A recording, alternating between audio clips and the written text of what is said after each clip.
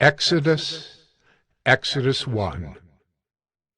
These are the names of the sons of Israel who came to Egypt with Jacob, each with his household: Reuben, Simeon, Levi and Judah, Issachar, Zebulun and Benjamin, Dan and Naphtali, Gad and Asher.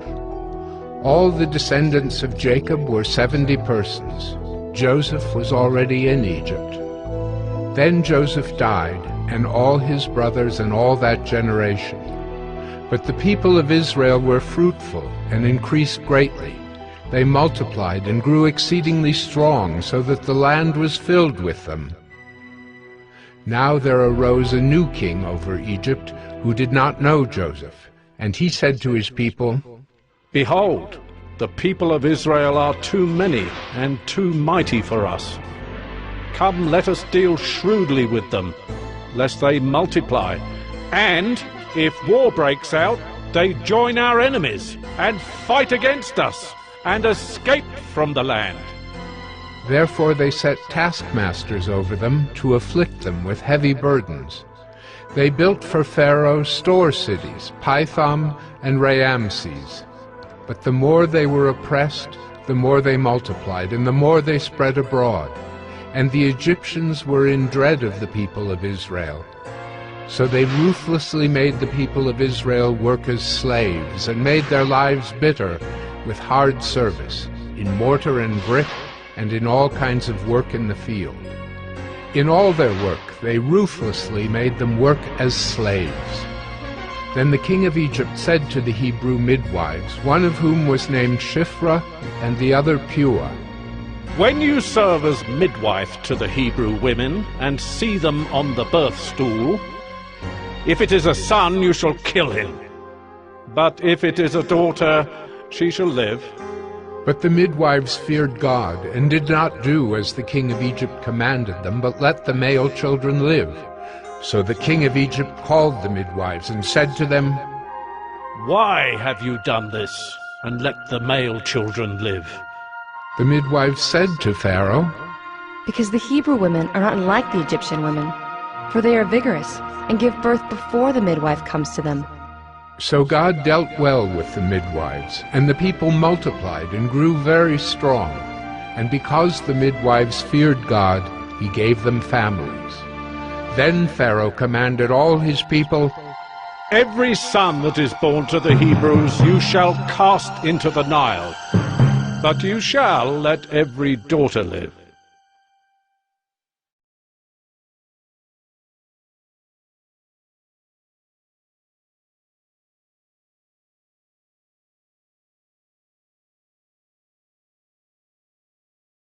Exodus 2. Now a man from the house of Levi went and took as his wife a Levite woman. The woman conceived and bore a son, and when she saw that he was a fine child, she hid him 3 months. When she could hide him no longer, she took for him a basket made of bulrushes, and daubed it with bitumen and pitch. She put the child in it, and placed it among the reeds by the riverbank. And his sister stood at a distance to know what would be done to him. Now the daughter of Pharaoh came down to bathe at the river, while her young women walked beside the river. She saw the basket among the reeds, and sent her servant woman, and she took it. When she opened it, she saw the child, and behold, the baby was crying. She took pity on him and said, "This is one of the Hebrews' children." Then his sister said to Pharaoh's daughter, "Shall I go and call you a nurse from the Hebrew women to nurse the child for you?" And Pharaoh's daughter said to her, "Go." So the girl went and called the child's mother. And Pharaoh's daughter said to her, "Take this child away and nurse him for me, and I will give you your wages." So the woman took the child and nursed him. When the child grew up, she brought him to Pharaoh's daughter, and he became her son. She named him Moses. "Because," she said, "I drew him out of the water." One day, when Moses had grown up, he went out to his people and looked on their burdens. And he saw an Egyptian beating a Hebrew, one of his people. He looked this way and that, and seeing no one, he struck down the Egyptian and hid him in the sand. When he went out the next day, behold, 2 Hebrews were struggling together. And he said to the man in the wrong, "Why do you strike your companion?" He answered, Who made you a prince and a judge over us? Do you mean to kill me as you killed the Egyptian? Then Moses was afraid and thought, Surely the thing is known. When Pharaoh heard of it, he sought to kill Moses. But Moses fled from Pharaoh and stayed in the land of Midian, and he sat down by a well. Now the priest of Midian had 7 daughters, and they came and drew water and filled the troughs to water their father's flock. The shepherds came and drove them away, but Moses stood up and saved them and watered their flock. When they came home to their father Reuel, he said, How is it that you have come home so soon today? They said, An Egyptian delivered us out of the hand of the shepherds, and even drew water for us, and watered the flock. He said to his daughters, Then where is he? Why have you left the man? Call him, that he may eat bread. And Moses was content to dwell with the man, and he gave Moses his daughter Zipporah. She gave birth to a son, and he called his name Gershom, for he said, I have been a sojourner in a foreign land. During those many days the king of Egypt died, and the people of Israel groaned because of their slavery and cried out for help. Their cry for rescue from slavery came up to God, and God heard their groaning, and God remembered his covenant with Abraham, with Isaac, and with Jacob. God saw the people of Israel, and God knew.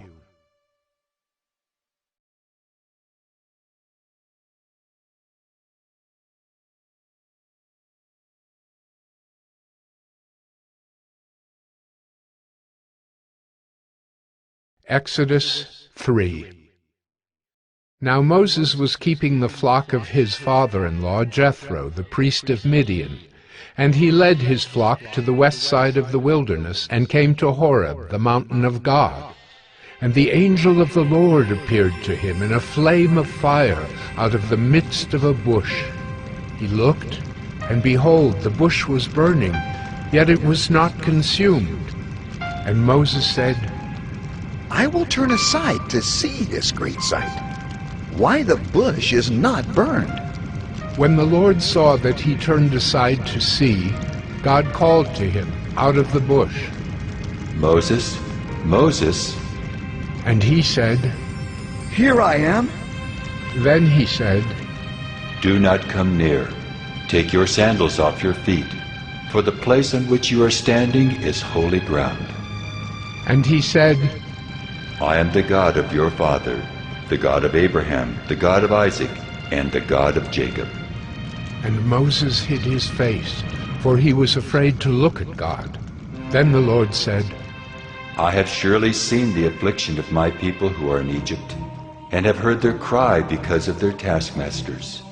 I know their sufferings, and I have come down to deliver them out of the hand of the Egyptians, and to bring them up out of that land, to a good and broad land, a land flowing with milk and honey, to the place of the Canaanites, the Hittites, the Amorites, the Perizzites, the Hivites, and the Jebusites.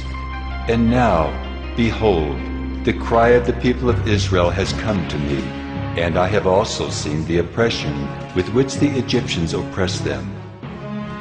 Come, I will send you to Pharaoh, that you may bring my people, the children of Israel, out of Egypt. But Moses said to God, Who am I that I should go to Pharaoh and bring the children of Israel out of Egypt? He said, But I will be with you, and this shall be the sign for you that I have sent you. When you have brought the people out of Egypt, you shall serve God on this mountain. Then Moses said to God, If I come to the people of Israel and say to them, The God of your fathers has sent me to you, and they ask me, What is his name? What shall I say to them? God said to Moses, I am who I am. And he said, Say this to the people of Israel, I Am has sent me to you. God also said to Moses, Say this to the people of Israel, The Lord, the God of your fathers, the God of Abraham, the God of Isaac, and the God of Jacob has sent me to you. This is my name forever, and thus I am to be remembered throughout all generations. Go and gather the elders of Israel together and say to them, The Lord, the God of your fathers, the God of Abraham, of Isaac, and of Jacob, has appeared to me, saying, I have observed you and what has been done to you in Egypt, and I promise that I will bring you up out of the affliction of Egypt to the land of the Canaanites, the Hittites, the Amorites, the Perizzites, the Hivites, and the Jebusites, a land flowing with milk and honey. And they will listen to your voice, and you and the elders of Israel shall go to the king of Egypt and say to him, The Lord, the God of the Hebrews, has met with us. And now, please let us go a 3 days' journey into the wilderness, that we may sacrifice to the Lord our God. But I know that the king of Egypt will not let you go unless compelled by a mighty hand.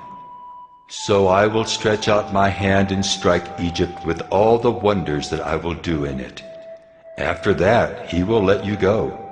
And I will give this people favor in the sight of the Egyptians. And when you go, you shall not go empty. But each woman shall ask of her neighbor and any woman who lives in her house for silver and gold jewelry and for clothing. You shall put them on your sons and on your daughters. So you shall plunder the Egyptians.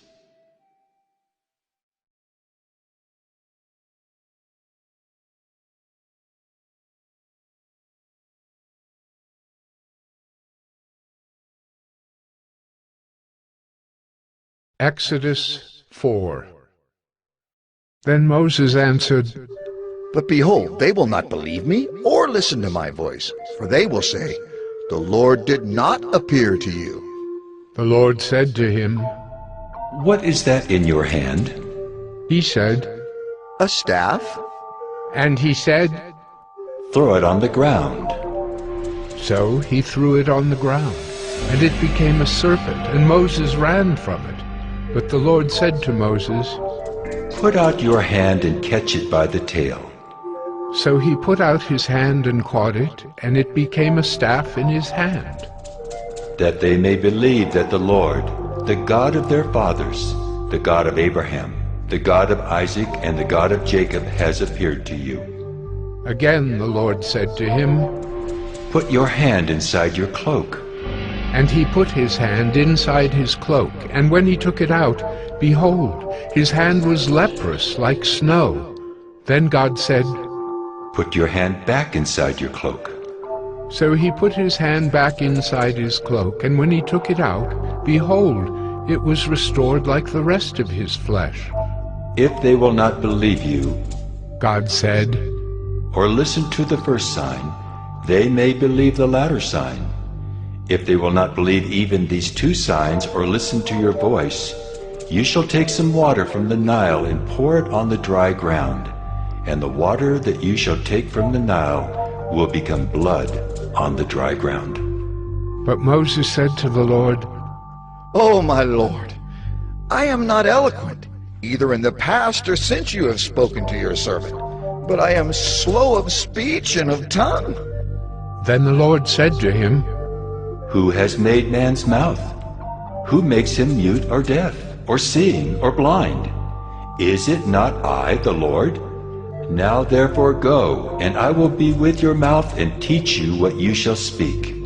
But he said, Oh, my Lord, please, send someone else. Then the anger of the Lord was kindled against Moses, and he said, Is there not Aaron your brother the Levite? I know that he can speak well. Behold, he is coming out to meet you, and when he sees you, he will be glad in his heart. You shall speak to him and put the words in his mouth, and I will be with your mouth and with his mouth, and will teach you both what to do. He shall speak for you to the people, and he shall be your mouth, and you shall be as God to him. And take in your hand the staff with which you shall do the signs. Moses went back to Jethro, his father-in-law, and said to him, Please, let me go back to my brothers in Egypt, to see whether they are still alive. And Jethro said to Moses, Go in peace. And the Lord said to Moses in Midian, Go back to Egypt, for all the men who were seeking your life are dead. So Moses took his wife and his sons, and had them ride on a donkey, and went back to the land of Egypt. And Moses took the staff of God in his hand, and the Lord said to Moses, When you go back to Egypt, see that you do before Pharaoh all the miracles that I have put in your power. But I will harden his heart, so that he will not let the people go. Then you shall say to Pharaoh, Thus says the Lord, Israel is my firstborn son, and I say to you, Let my son go that he may serve me.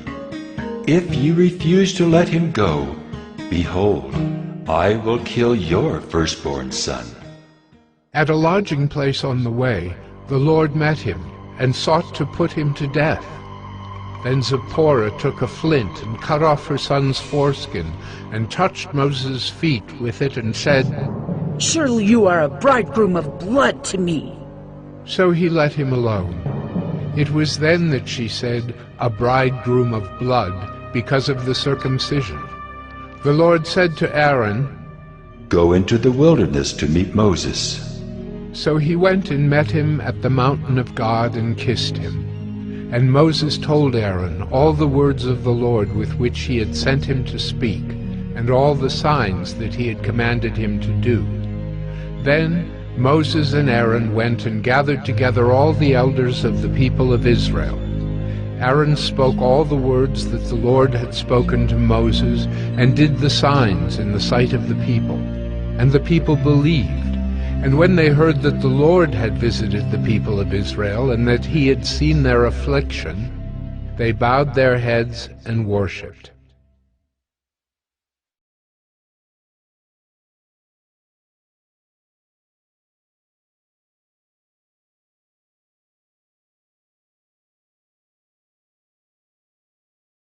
Exodus 5.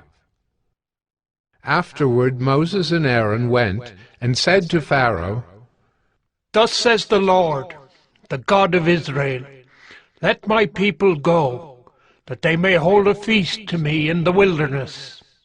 But Pharaoh said, Who is the Lord that I should obey his voice and let Israel go?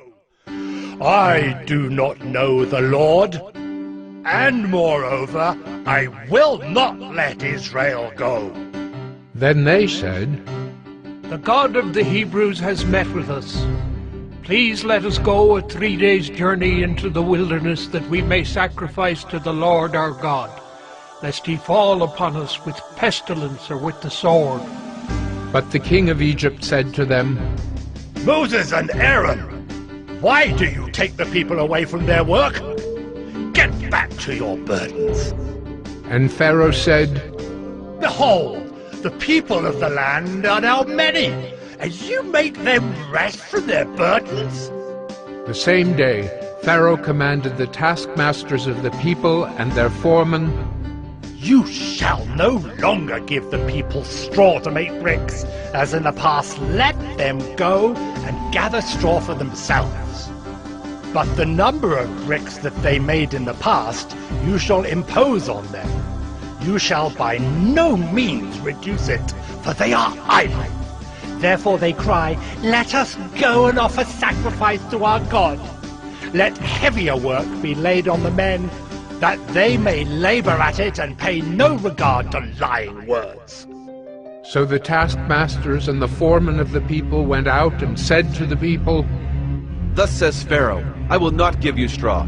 Go and get your straw yourselves wherever you can find it, but your work will not be reduced in the least.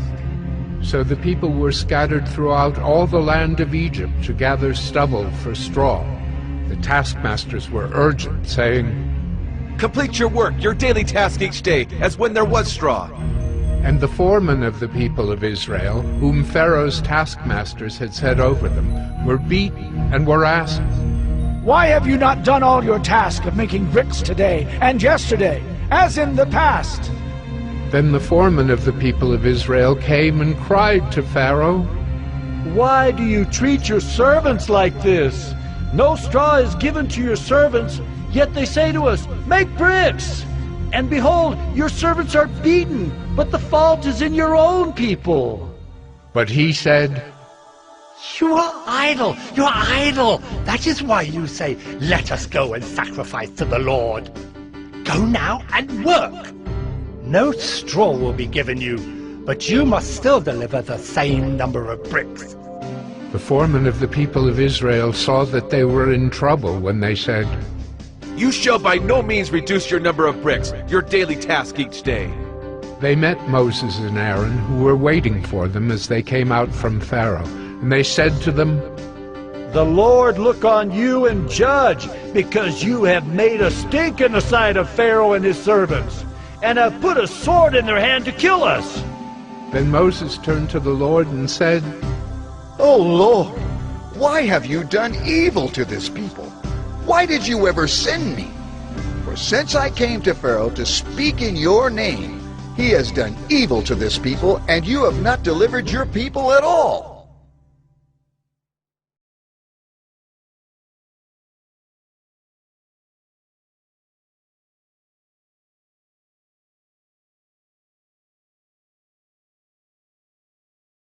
Exodus 6.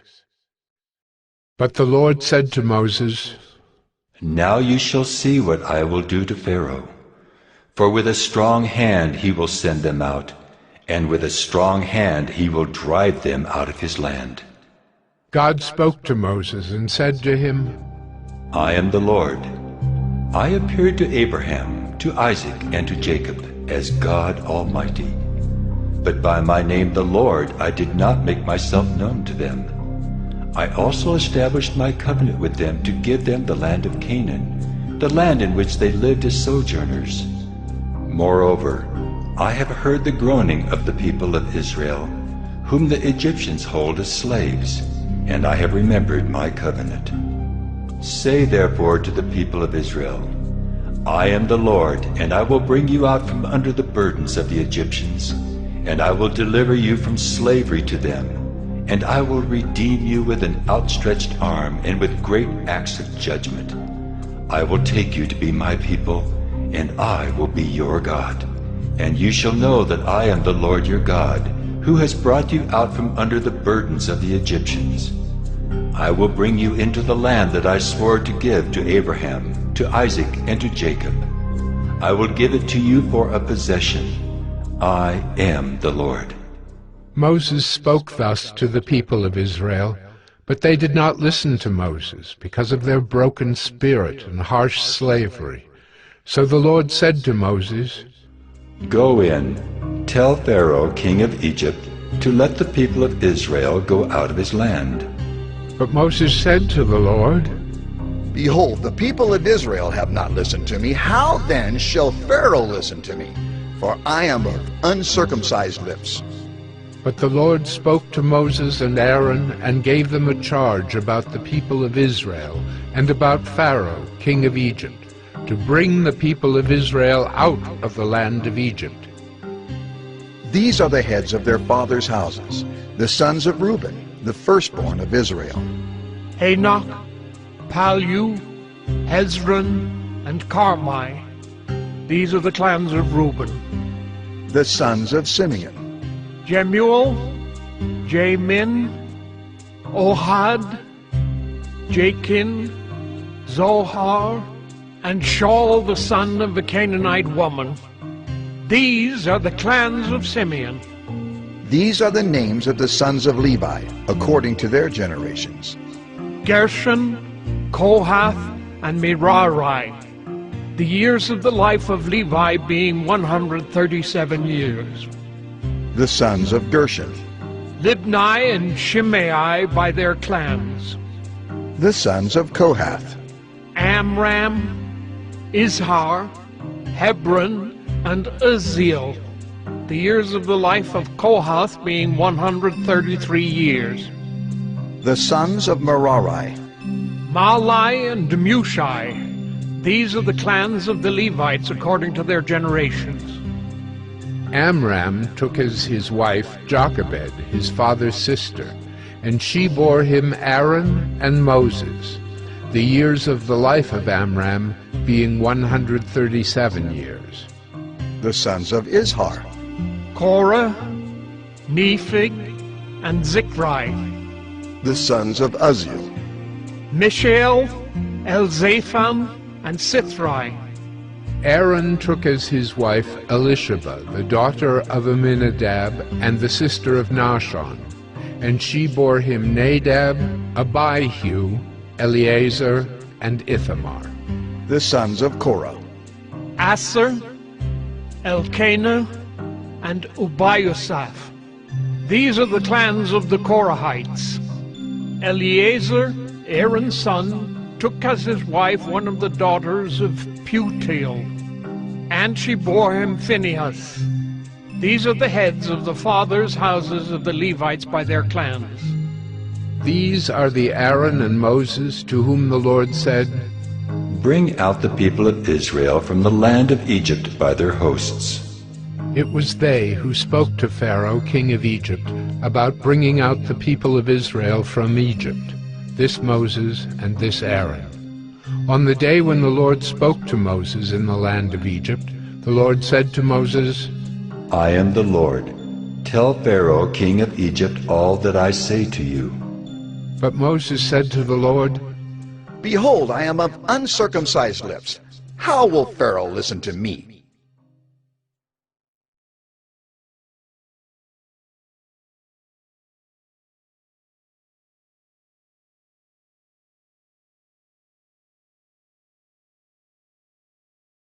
Exodus 7.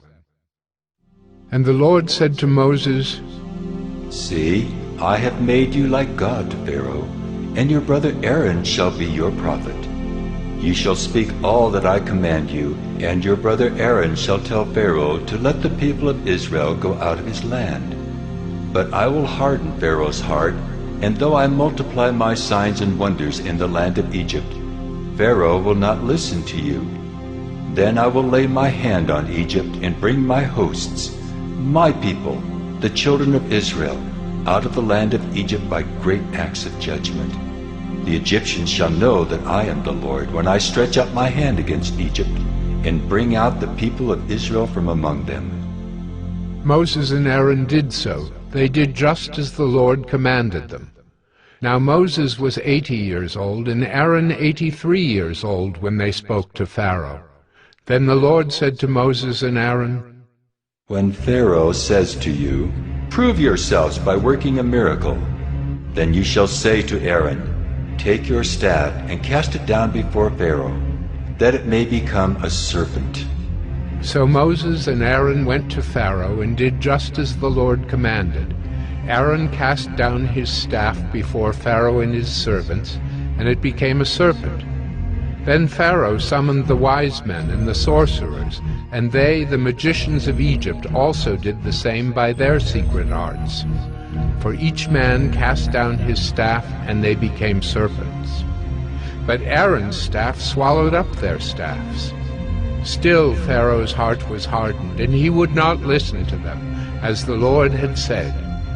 Then the Lord said to Moses, Pharaoh's heart is hardened. He refuses to let the people go. Go to Pharaoh in the morning as he is going out to the water. Stand on the bank of the Nile to meet him, and take in your hand the staff that turned into a serpent. And you shall say to him, The Lord, the God of the Hebrews, sent me to you, saying, Let my people go that they may serve me in the wilderness. But so far you have not obeyed. Thus says the Lord, By this you shall know that I am the Lord. Behold, with the staff that is in my hand, I will strike the water that is in the Nile, and it shall turn into blood. The fish in the Nile shall die, and the Nile will stink, and the Egyptians will grow weary of drinking water from the Nile. And the Lord said to Moses, Say to Aaron, Take your staff and stretch out your hand over the waters of Egypt, over their rivers, their canals and their ponds, and all their pools of water, so that they may become blood. And there shall be blood throughout all the land of Egypt, even in vessels of wood and in vessels of stone. Moses and Aaron did as the Lord commanded. In the sight of Pharaoh and in the sight of his servants, he lifted up the staff and struck the water in the Nile, and all the water in the Nile turned into blood. And the fish in the Nile died, and the Nile stank, so that the Egyptians could not drink water from the Nile. There was blood throughout all the land of Egypt. But the magicians of Egypt did the same by their secret arts. So Pharaoh's heart remained hardened, and he would not listen to them as the Lord had said. Pharaoh turned and went into his house, and he did not take even this to heart. And all the Egyptians dug along the Nile for water to drink, for they could not drink the water of the Nile. 7 full days passed after the Lord had struck the Nile.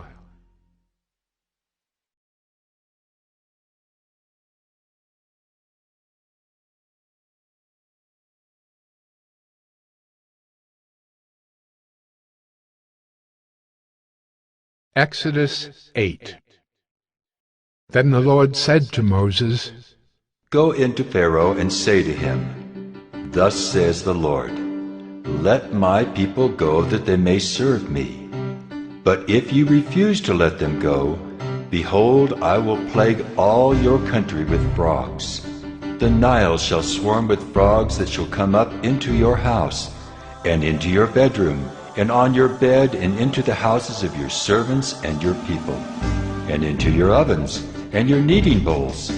The frogs shall come up on you, and on your people, and on all your servants.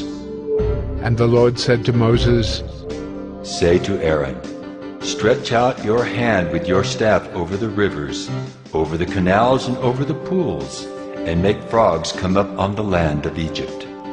So Aaron stretched out his hand over the waters of Egypt, and the frogs came up and covered the land of Egypt. But the magicians did the same by their secret arts, and made frogs come up on the land of Egypt.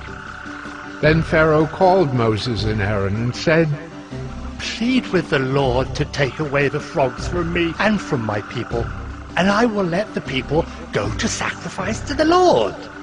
Moses said to Pharaoh, Be pleased to command me when I am to plead for you, and for your servants, and for your people, that the frogs be cut off from you and your houses, and be left only in the Nile. And he said, Tomorrow. Moses said, Be it as you say, so that you may know that there is no one like the Lord our God. The frogs shall go away from you, and your houses, and your servants, and your people. They shall be left only in the Nile.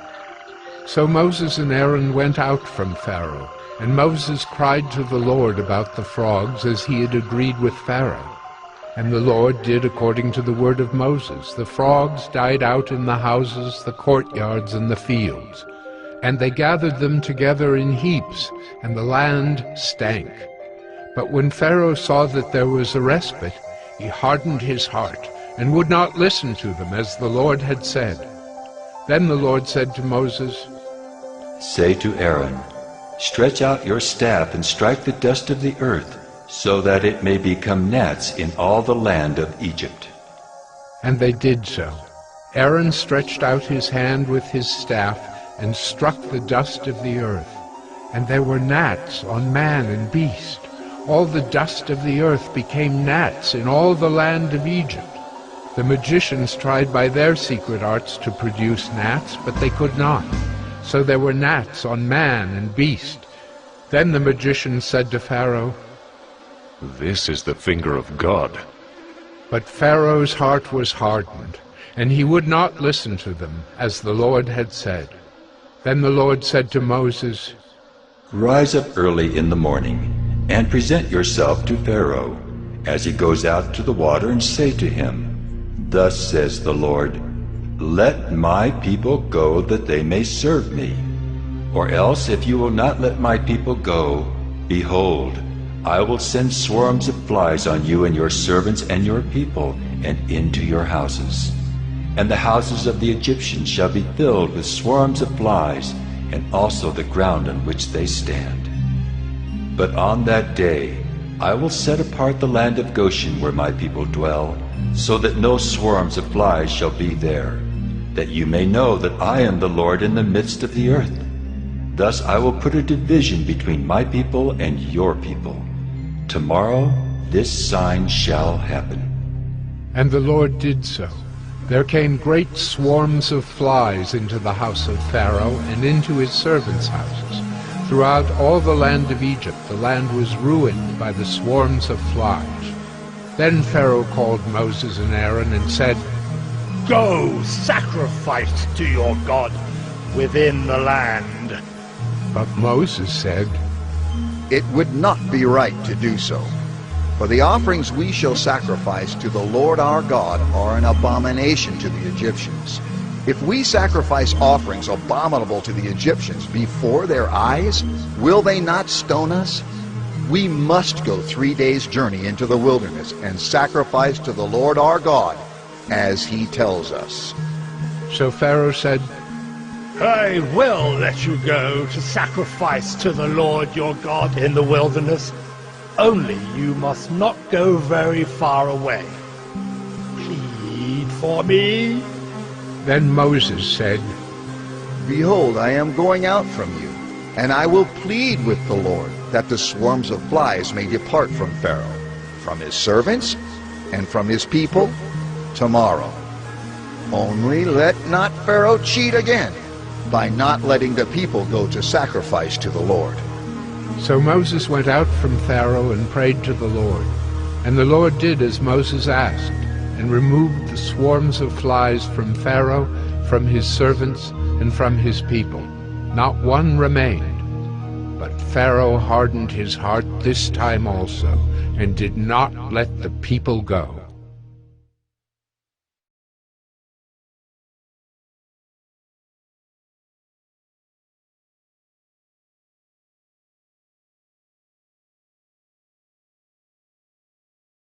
Exodus 9. Then the Lord said to Moses, Go into Pharaoh and say to him, Thus says the Lord, the God of the Hebrews, Let my people go that they may serve me. For if you refuse to let them go and still hold them, behold, the hand of the Lord will fall with a very severe plague upon your livestock that are in the field, the horses, the donkeys, the camels, the herds, and the flocks. But the Lord will make a distinction between the livestock of Israel and the livestock of Egypt, so that nothing of all that belongs to the people of Israel shall die. And the Lord set a time, saying, Tomorrow the Lord will do this thing in the land. And the next day the Lord did this thing.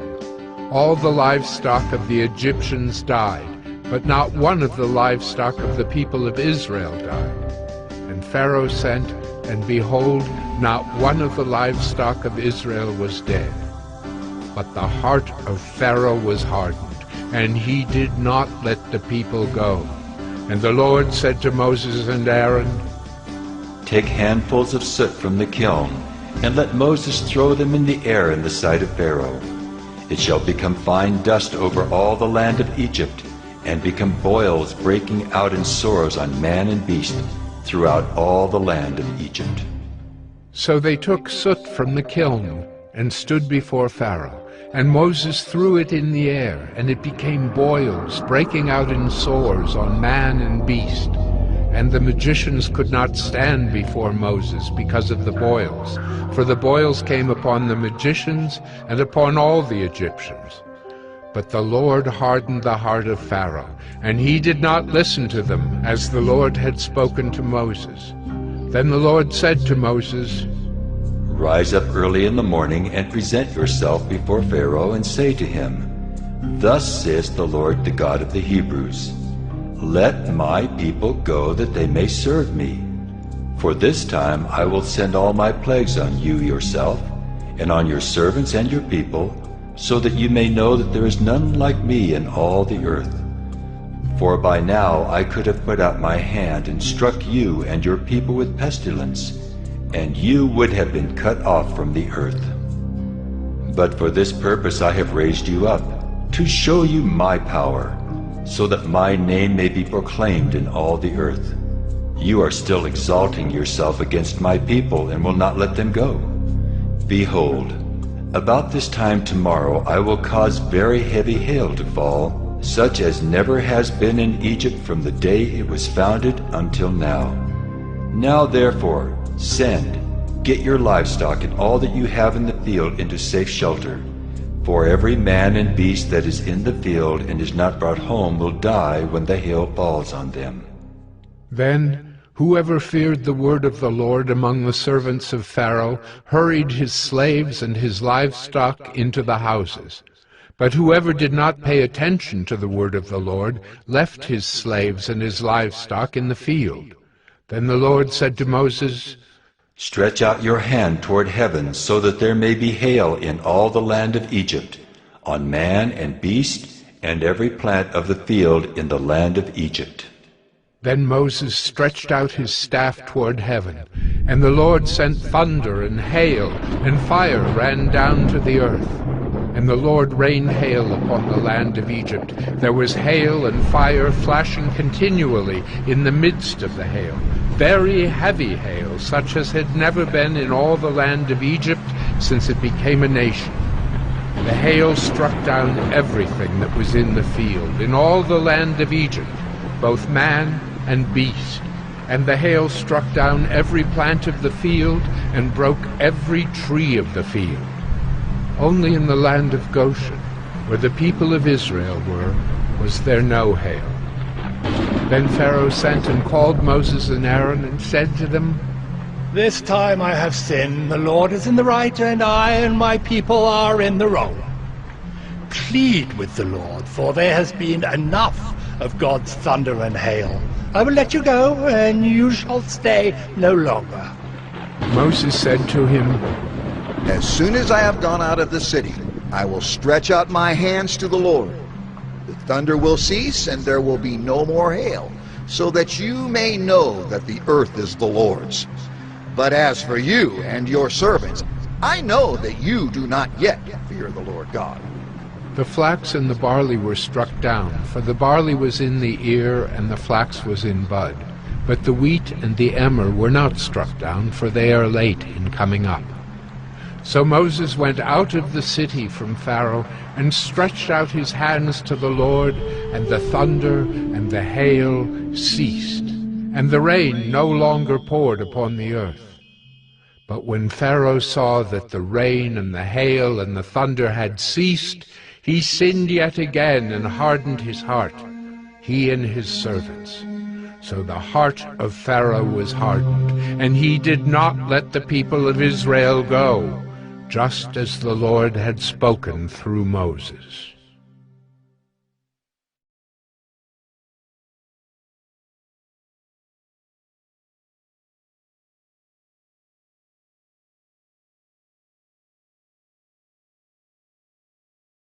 Exodus 10. Then the Lord said to Moses, Go into Pharaoh, for I have hardened his heart and the heart of his servants, that I may show these signs of mine among them, and that you may tell in the hearing of your son and of your grandson how I have dealt harshly with the Egyptians, and what signs I have done among them, that you may know that I am the Lord. So Moses and Aaron went into Pharaoh and said to him, Thus says the Lord, the God of the Hebrews, How long will you refuse to humble yourself before me? Let my people go, that they may serve me. For if you refuse to let my people go, behold, tomorrow I will bring locusts into your country, and they shall cover the face of the land, so that no one can see the land. And they shall eat what is left to you after the hail, and they shall eat every tree of yours that grows in the field. And they shall fill your houses, and the houses of all your servants, and of all the Egyptians, as neither your fathers nor your grandfathers have seen, from the day they came on earth to this day. Then he turned and went out from Pharaoh. Then Pharaoh's servant said to him, How long shall this man be a snare to us? Let the men go, that they may serve the Lord their God. Do you not yet understand that Egypt is ruined? So Moses and Aaron were brought back to Pharaoh, and he said to them, Go serve the Lord your God. But which ones are to go? Moses said, We will go with our young and our old. We will go with our sons and daughters, and with our flocks and herds, for we must hold a feast to the Lord. But he said to them, The Lord be with you if ever I let you and your little ones go. Look, you have some evil purpose in mind. No. Go, the men among you, and serve the Lord, for that is what you are asking. And they were driven out from Pharaoh's presence. Then the Lord said to Moses, Stretch out your hand over the land of Egypt for the locusts, so that they may come upon the land of Egypt, and eat every plant in the land, all that the hail has left. So Moses stretched out his staff over the land of Egypt, and the Lord brought an east wind upon the land all that day and all that night. When it was morning, the east wind had brought the locusts.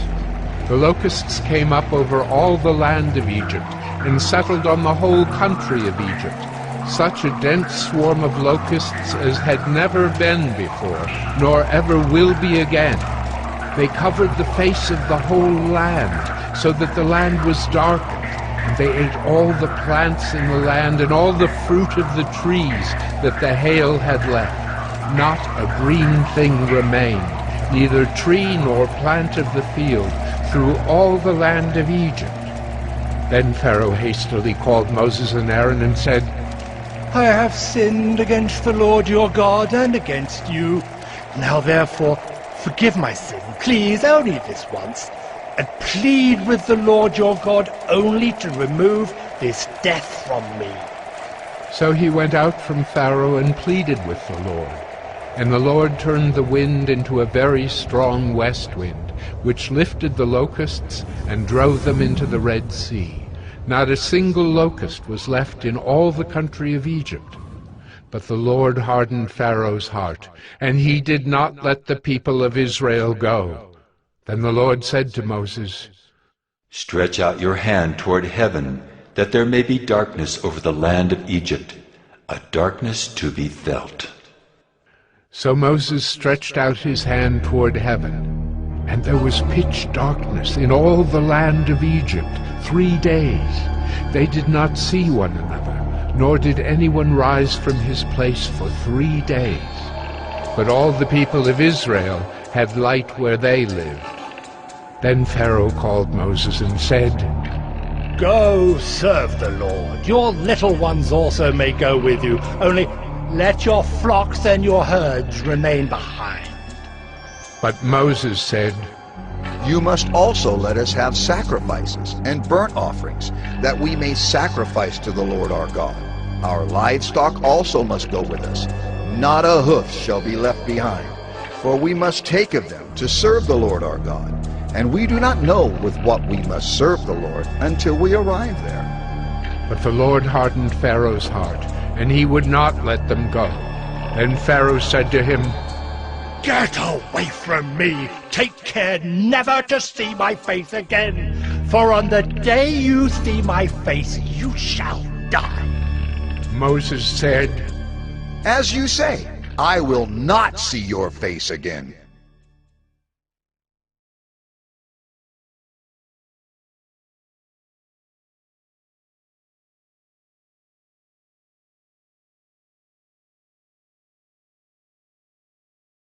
Exodus 11. The Lord said to Moses, Yet one plague more I will bring upon Pharaoh and upon Egypt. Afterward he will let you go from here. When he lets you go, he will drive you away completely. Speak now in the hearing of the people, that they ask every man of his neighbor and every woman of her neighbor for silver and gold jewelry. And the Lord gave the people favor in the sight of the Egyptians. Moreover, the man Moses was very great in the land of Egypt, in the sight of Pharaoh's servants, and in the sight of the people. So Moses said, Thus says the Lord, about midnight I will go out in the midst of Egypt, and every firstborn in the land of Egypt shall die, from the firstborn of Pharaoh who sits on his throne, even to the firstborn of the slave girl who is behind the handmill, and all the firstborn of the cattle. There shall be a great cry throughout all the land of Egypt, such as there has never been, nor ever will be again. But not a dog shall growl against any of the people of Israel, either man or beast, that you may know that the Lord makes a distinction between Egypt and Israel. And all these your servants shall come down to me and bow down to me, saying, Get out, you and all the people who follow you. And after that, I will go out. And he went out from Pharaoh in hot anger. Then the Lord said to Moses, Pharaoh will not listen to you, that my wonders may be multiplied in the land of Egypt. Moses and Aaron did all these wonders before Pharaoh, and the Lord hardened Pharaoh's heart, and he did not let the people of Israel go out of his land.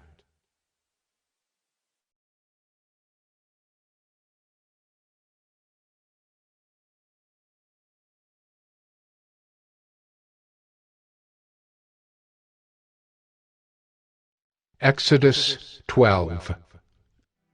The Lord said to Moses and Aaron in the land of Egypt, This month shall be for you the beginning of months. It shall be the first month of the year for you. Tell all the congregation of Israel that on the 10th day of this month, every man shall take a lamb according to their fathers' houses, a lamb for a household. And if the household is too small for a lamb, then he and his nearest neighbor shall take according to the number of persons. According to what each can eat, you shall make your count for the lamb. Your lamb shall be without blemish, a male a year old. You may take it from the sheep or from the goats, and you shall keep it until the 14th day of this month, when the whole assembly of the congregation of Israel shall kill their lambs at twilight. Then they shall take some of the blood and put it on the 2 doorposts and the lintel of the houses in which they eat it. They shall eat the flesh that night, roasted on the fire. With unleavened bread and bitter herbs they shall eat it. Do not eat any of it raw or boiled in water, but roasted, its head with its legs and its inner parts. And you shall let none of it remain until the morning. Anything that remains until the morning you shall burn. In this manner you shall eat it, with your belt fastened, your sandals on your feet, and your staff in your hand. And you shall eat it in haste. It is the Lord's Passover. For I will pass through the land of Egypt that night, and I will strike all the firstborn in the land of Egypt, both man and beast. And on all the gods of Egypt I will execute judgments. I am the Lord. The blood shall be a sign for you on the houses where you are. And when I see the blood, I will pass over you, and no plague will befall you to destroy you when I strike the land of Egypt. This day shall be for you a memorial day, and you shall keep it as a feast to the Lord throughout your generations. As a statute forever you shall keep it as a feast. 7 days you shall eat unleavened bread. On the first day you shall remove leaven out of your houses. For if anyone eats what is leavened from the first day until the 7th day, that person shall be cut off from Israel. On the first day you shall hold a holy assembly, and on the 7th day a holy assembly. No work shall be done on those days, but what everyone needs to eat, that alone may be prepared by you. And you shall observe the feast of unleavened bread, for on this very day I brought your hosts out of the land of Egypt. Therefore you shall observe this day throughout your generations as a statute forever. In the first month from the 14th day of the month at evening, you shall eat unleavened bread until the 21st day of the month at evening. For 7 days no leaven is to be found in your houses. If anyone eats what is leavened, that person will be cut off from the congregation of Israel, whether he is a sojourner or a native of the land. You shall eat nothing leavened. In all your dwelling places you shall eat unleavened bread. Then Moses called all the elders of Israel and said to them, Go and select lambs for yourselves, according to your clans, and kill the Passover lamb. Take a bunch of hyssop and dip it in the blood that is in the basin, and touch the lintel and the 2 doorposts with the blood that is in the basin. None of you shall go out of the door of his house until the morning. For the Lord will pass through to strike the Egyptians, and when he sees the blood on the lintel and on the 2 doorposts, the Lord will pass over the door and will not allow the destroyer to enter your houses to strike you. You shall observe this rite as a statute for you and for your sons forever. And when you come to the land that the Lord will give you, as he has promised, you shall keep this service. And when your children say to you, What do you mean by this service? You shall say, It is the sacrifice of the Lord's Passover, for he passed over the houses of the people of Israel in Egypt, when he struck the Egyptians, but spared our houses. And the people bowed their heads and worshipped. Then the people of Israel went and did so, as the Lord had commanded Moses and Aaron, so they did. At midnight the Lord struck down all the firstborn in the land of Egypt, from the firstborn of Pharaoh who sat on his throne, to the firstborn of the captive who was in the dungeon, and all the firstborn of the livestock. And Pharaoh rose up in the night, he and all his servants and all the Egyptians, and there was a great cry in Egypt, for there was not a house where someone was not dead. Then he summoned Moses and Aaron by night and said, Up, go out from among my people, both you and the people of Israel, and go, serve the Lord as you have said. Take your flocks and your herds as you have said, and be gone, and bless me also. The Egyptians were urgent with the people to send them out of the land in haste, for they said, We shall all be dead. So the people took their dough before it was leavened, their kneading bowls being bound up in their cloaks on their shoulders. The people of Israel had also done as Moses told them, for they had asked the Egyptians for silver and gold jewelry and for clothing. And the Lord had given the people favor in the sight of the Egyptians, so that they let them have what they asked. Thus they plundered the Egyptians, and the people of Israel journeyed from Ramesses to Succoth, about 600,000 men on foot, besides women and children. A mixed multitude also went up with them, and very much livestock, both flocks and herds. And they baked unleavened cakes of the dough that they had brought out of Egypt, for it was not leavened, because they were thrust out of Egypt and could not wait, nor had they prepared any provisions for themselves. The time that the people of Israel lived in Egypt was 430 years. At the end of 430 years, on that very day, all the hosts of the Lord went out from the land of Egypt. It was a night of watching by the Lord, to bring them out of the land of Egypt. So this same night is a night of watching kept to the Lord by all the people of Israel throughout their generations. And the Lord said to Moses and Aaron, This is the statute of the Passover. No foreigner shall eat of it, but every slave that is bought for money may eat of it after you have circumcised him. No foreigner or hired servant may eat of it. It shall be eaten in one house. You shall not take any of the flesh outside the house, and you shall not break any of its bones. All the congregation of Israel shall keep it. If a stranger shall sojourn with you, and would keep the Passover to the Lord, let all his males be circumcised. Then he may come near and keep it. He shall be as a native of the land. But no uncircumcised person shall eat of it. There shall be one law for the native and for the stranger who sojourns among you. All the people of Israel did just as the Lord commanded Moses and Aaron. And on that very day the Lord brought the people of Israel out of the land of Egypt by their hosts.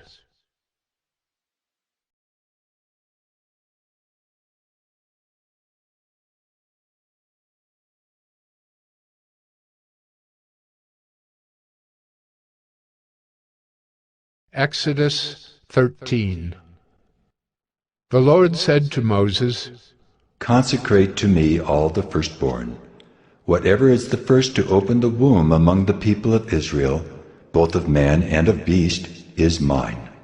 Then Moses said to the people, Remember this day in which you came out from Egypt, out of the house of slavery.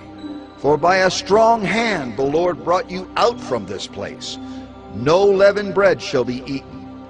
Today, in the month of Abib, you are going out.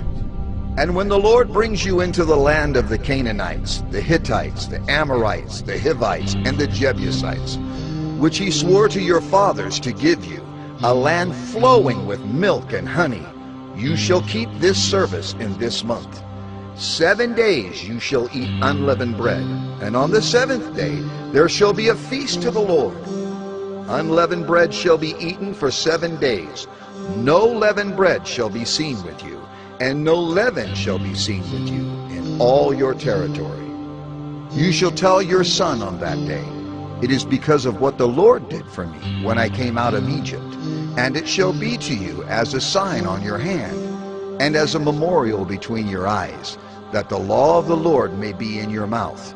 For with a strong hand the Lord has brought you out of Egypt. You shall therefore keep this statute at its appointed time from year to year.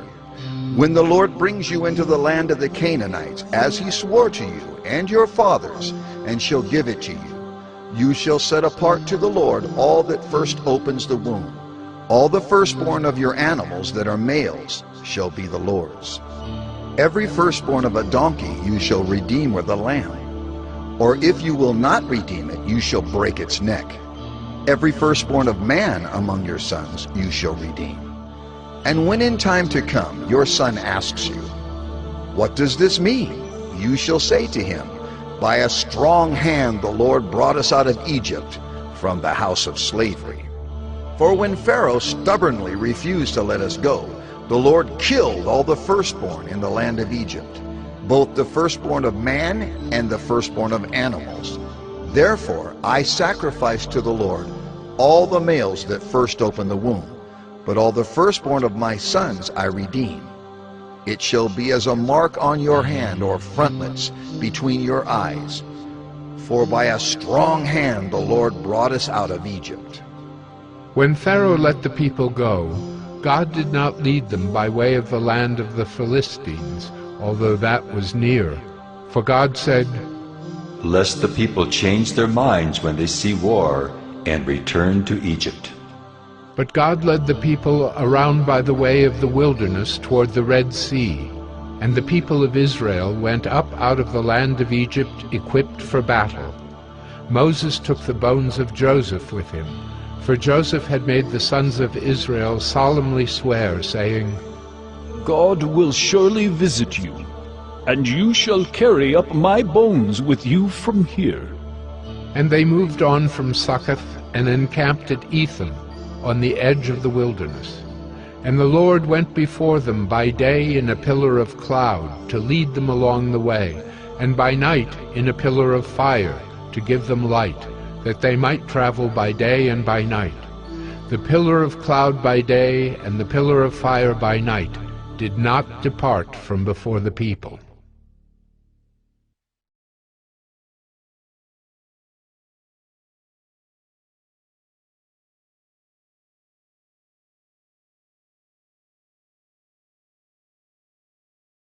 Exodus 14. Then the Lord said to Moses, Tell the people of Israel to turn back and encamp in front of Pi-hahiroth, between Migdol and the sea, in front of Baal-zephon. You shall encamp facing it by the sea. For Pharaoh will say of the people of Israel, they are wandering in the land, the wilderness has shut them in. And I will harden Pharaoh's heart, and he will pursue them, and I will get glory over Pharaoh and all his host. And the Egyptians shall know that I am the Lord. And they did so. When the king of Egypt was told that the people had fled, the mind of Pharaoh and his servants was changed toward the people. And they said, "What is this we have done, that we have let Israel go from serving us?" So he made ready his chariot, and took his army with him, and took 600 chosen chariots, and all the other chariots of Egypt, with officers over all of them. And the Lord hardened the heart of Pharaoh, king of Egypt, and he pursued the people of Israel, while the people of Israel were going out defiantly. The Egyptians pursued them, all Pharaoh's horses and chariots, and his horsemen and his army, and overtook them, and camped at the sea, by Pi-hahiroth, in front of Baal-zephon. When Pharaoh drew near, the people of Israel lifted up their eyes, and behold, the Egyptians were marching after them, and they feared greatly. And the people of Israel cried out to the Lord. They said to Moses, "Is it because there are no graves in Egypt that you have taken us away to die in the wilderness? What have you done to us in bringing us out of Egypt? Is not this what we said to you in Egypt? Leave us alone, that we may serve the Egyptians. For it would have been better for us to serve the Egyptians than to die in the wilderness." And Moses said to the people, "Fear not, stand firm, and see the salvation of the Lord, which he will work for you today. For the Egyptians whom you see today, you shall never see again. The Lord will fight for you, and you have only to be silent." The Lord said to Moses, "Why do you cry to me? Tell the people of Israel to go forward. Lift up your staff and stretch out your hand over the sea and divide it, that the people of Israel may go through the sea on dry ground. And I will harden the hearts of the Egyptians so that they shall go in after them.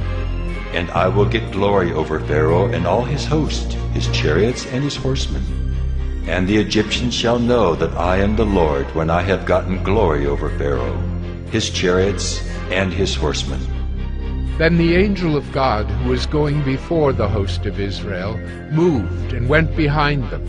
And the pillar of cloud moved from before them and stood behind them, coming between the host of Egypt and the host of Israel. And there was the cloud and the darkness, and it lit up the night, without one coming near the other all night. Then Moses stretched out his hand over the sea, and the Lord drove the sea back by a strong east wind all night, and made the sea dry land, and the waters were divided. And the people of Israel went into the midst of the sea on dry ground, the waters being a wall to them on their right hand and on their left. The Egyptians pursued, and went in after them into the midst of the sea, all Pharaoh's horses, his chariots, and his horsemen. And in the morning watch, the Lord in the pillar of fire and of cloud looked down on the Egyptian forces, and threw the Egyptian forces into a panic, clogging their chariot wheels so that they drove heavily. And the Egyptians said, "Let us flee from before Israel, for the Lord fights for them against the Egyptians." Then the Lord said to Moses, "Stretch out your hand over the sea, that the water may come back upon the Egyptians, upon their chariots and upon their horsemen." So Moses stretched out his hand over the sea, and the sea returned to its normal course when the morning appeared. And as the Egyptians fled into it, the Lord threw the Egyptians into the midst of the sea. The waters returned and covered the chariots and the horsemen. Of all the host of Pharaoh that had followed them into the sea, not one of them remained. But the people of Israel walked on dry ground through the sea, the waters being a wall to them on their right hand and on their left. Thus the Lord saved Israel that day from the hand of the Egyptians, and Israel saw the Egyptians dead on the seashore. Israel saw the great power that the Lord used against the Egyptians. So the people feared the Lord, and they believed in the Lord and in his servant Moses.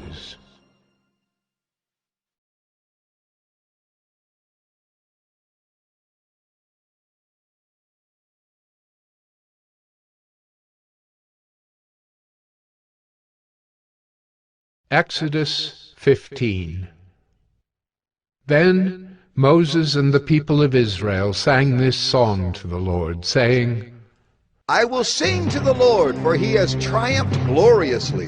The horse and his rider he has thrown into the sea. The Lord is my strength and my song, and he has become my salvation. This is my God, and I will praise him, my father's God, and I will exalt him. The Lord is a man of war. The Lord is his name. Pharaoh's chariots and his host he cast into the sea, and his chosen officers were sunk in the Red Sea.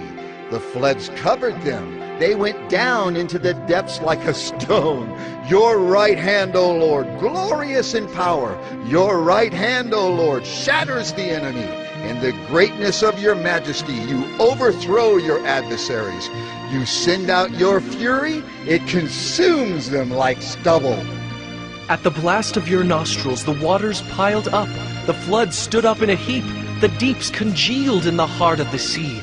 The enemy said, I will pursue, I will overtake, I will divide the spoil. My desire shall have its fill of them. I will draw my sword, my hand shall destroy them. You blew with your wind, the sea covered them. They sank like lead in the mighty waters. Who is like you, O Lord, among the gods? Who is like you, majestic in holiness, awesome in glorious deeds, doing wonders? You stretched out your right hand, the earth swallowed them. You have led in your steadfast love the people whom you have redeemed. You have guided them by your strength to your holy abode. The peoples have heard, they tremble. Pangs have seized the inhabitants of Philistia. Now are the chiefs of Edom dismayed. Trembling seizes the leaders of Moab. All the inhabitants of Canaan have melted away. Terror and dread fall upon them.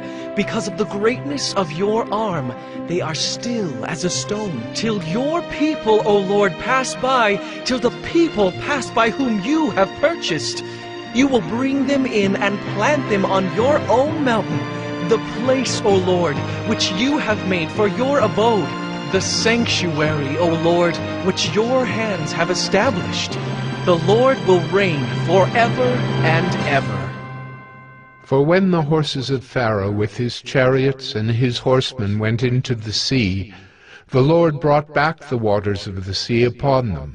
But the people of Israel walked on dry ground in the midst of the sea. Then Miriam the prophetess, the sister of Aaron, took a tambourine in her hand, and all the women went out after her with tambourines and dancing. And Miriam sang to them, Sing to the Lord, for he has triumphed gloriously. The horse and his rider he has thrown into the sea. Then Moses made Israel set out from the Red Sea, and they went into the wilderness of Shur. They went 3 days in the wilderness, and found no water. When they came to Marah, they could not drink the water of Marah, because it was bitter, and therefore it was named Marah. And the people grumbled against Moses, saying, What shall we drink? And he cried to the Lord, and the Lord showed him a log, and he threw it into the water, and the water became sweet.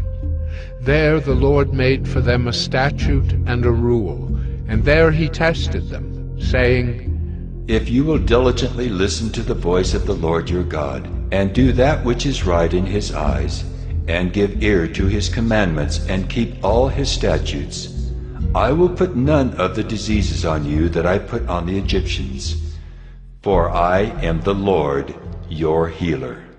Then they came to Elim, where there were 12 springs of water and 70 palm trees, and they encamped there by the water.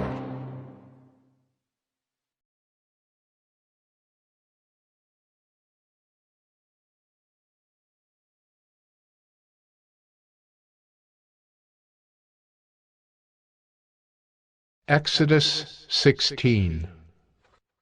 They set out from Elim, and all the congregation of the people of Israel came to the wilderness of Sin, which is between Elim and Sinai, on the 15th day of the 2nd month after they had departed from the land of Egypt. And the whole congregation of the people of Israel grumbled against Moses and Aaron in the wilderness. And the people of Israel said to them, "Would that we had died by the hand of the Lord in the land of Egypt, when we sat by the meat pots and ate bread to the full. For you have brought us out into this wilderness to kill this whole assembly with hunger." Then the Lord said to Moses, "Behold, I am about to rain bread from heaven for you, and the people shall go out and gather a day's portion every day, that I may test them, whether they will walk in my law or not. On the 6th day, when they prepare what they bring in, it will be twice as much as they gather daily." So Moses and Aaron said to all the people of Israel, "At evening you shall know that it was the Lord who brought you out of the land of Egypt. And in the morning you shall see the glory of the Lord, because he has heard your grumbling against the Lord. For what are we that you grumble against us?" And Moses said, "When the Lord gives you in the evening meat to eat, and in the morning bread to the full, because the Lord has heard your grumbling that you grumbled against him, what are we? Your grumbling is not against us, but against the Lord." Then Moses said to Aaron, "Say to the whole congregation of the people of Israel, come near before the Lord, for he has heard your grumbling." And as soon as Aaron spoke to the whole congregation of the people of Israel, they looked toward the wilderness. And behold, the glory of the Lord appeared in the cloud. And the Lord said to Moses, "I have heard the grumbling of the people of Israel. Say to them, at twilight you shall eat meat, and in the morning you shall be filled with bread. Then you shall know that I am the Lord your God." In the evening quail came up and covered the camp, and in the morning dew lay around the camp. And when the dew had gone up, there was on the face of the wilderness a fine flake-like thing, fine as frost on the ground. When the people of Israel saw it, they said to one another, "What is it?" For they did not know what it was.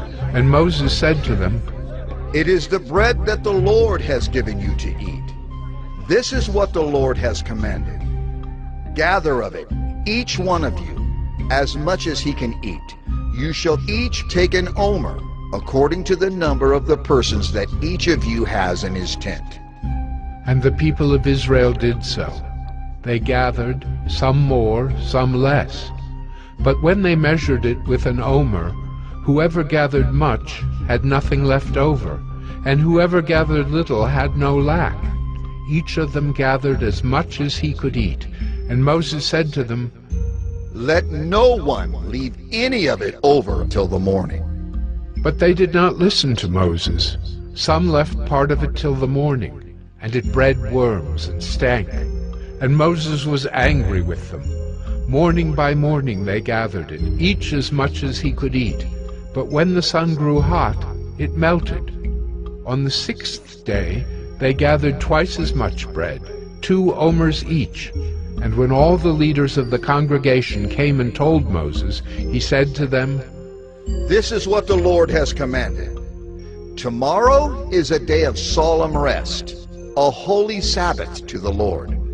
Bake what you will bake, and boil what you will boil, and all that is left over lay aside to be kept till the morning."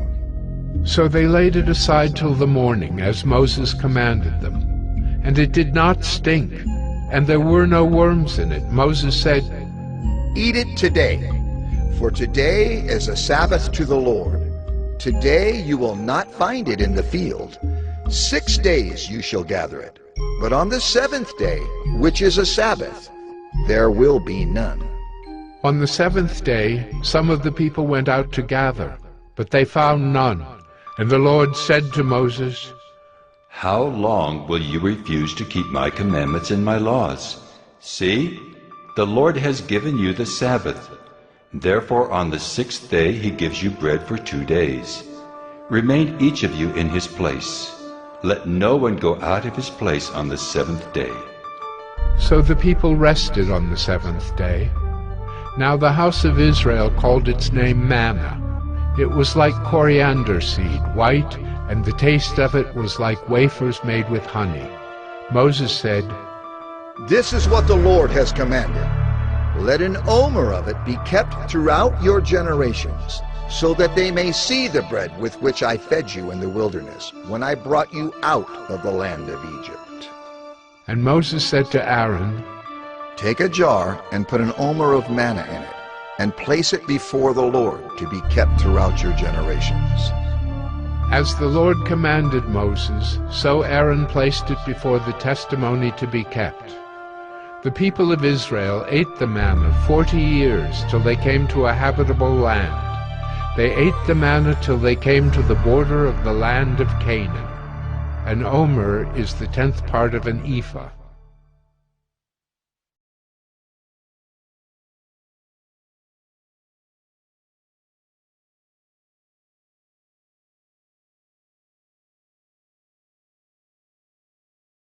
Exodus 17.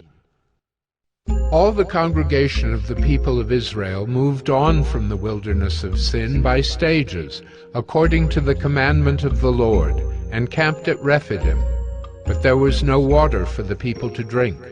Therefore the people quarreled with Moses and said, "Give us water to drink." And Moses said to them, "Why do you quarrel with me? Why do you test the Lord?" But the people thirsted there for water, and the people grumbled against Moses and said, "Why did you bring us up out of Egypt to kill us and our children and our livestock with thirst?" So Moses cried to the Lord, "What shall I do with this people? They are almost ready to stone me." And the Lord said to Moses, Pass on before the people, taking with you some of the elders of Israel, and take in your hand the staff with which you struck the Nile, and go. Behold, I will stand before you there on the rock at Horeb, and you shall strike the rock, and water shall come out of it, and the people will drink. And Moses did so in the sight of the elders of Israel. And he called the name of the place Massah and Meribah, because of the quarreling of the people of Israel, and because they tested the Lord by saying, "Is the Lord among us or not?" Then Amalek came and fought with Israel at Rephidim. So Moses said to Joshua, "Choose for us men, and go out and fight with Amalek. Tomorrow I will stand on the top of the hill with the staff of God in my hand." So Joshua did as Moses told him, and fought with Amalek, while Moses, Aaron, and Hur went up to the top of the hill. Whenever Moses held up his hand, Israel prevailed, and whenever he lowered his hand, Amalek prevailed.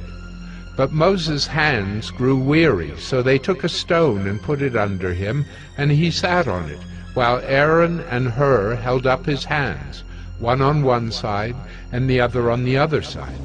So his hands were steady until the going down of the sun. And Joshua overwhelmed Amalek and his people with the sword. Then the Lord said to Moses, Write this as a memorial in a book and recite it in the ears of Joshua, that I will utterly blot out the memory of Amalek from under heaven. And Moses built an altar and called the name of it, The Lord is my banner, saying, A hand upon the throne of the Lord. The Lord will have war with Amalek from generation to generation.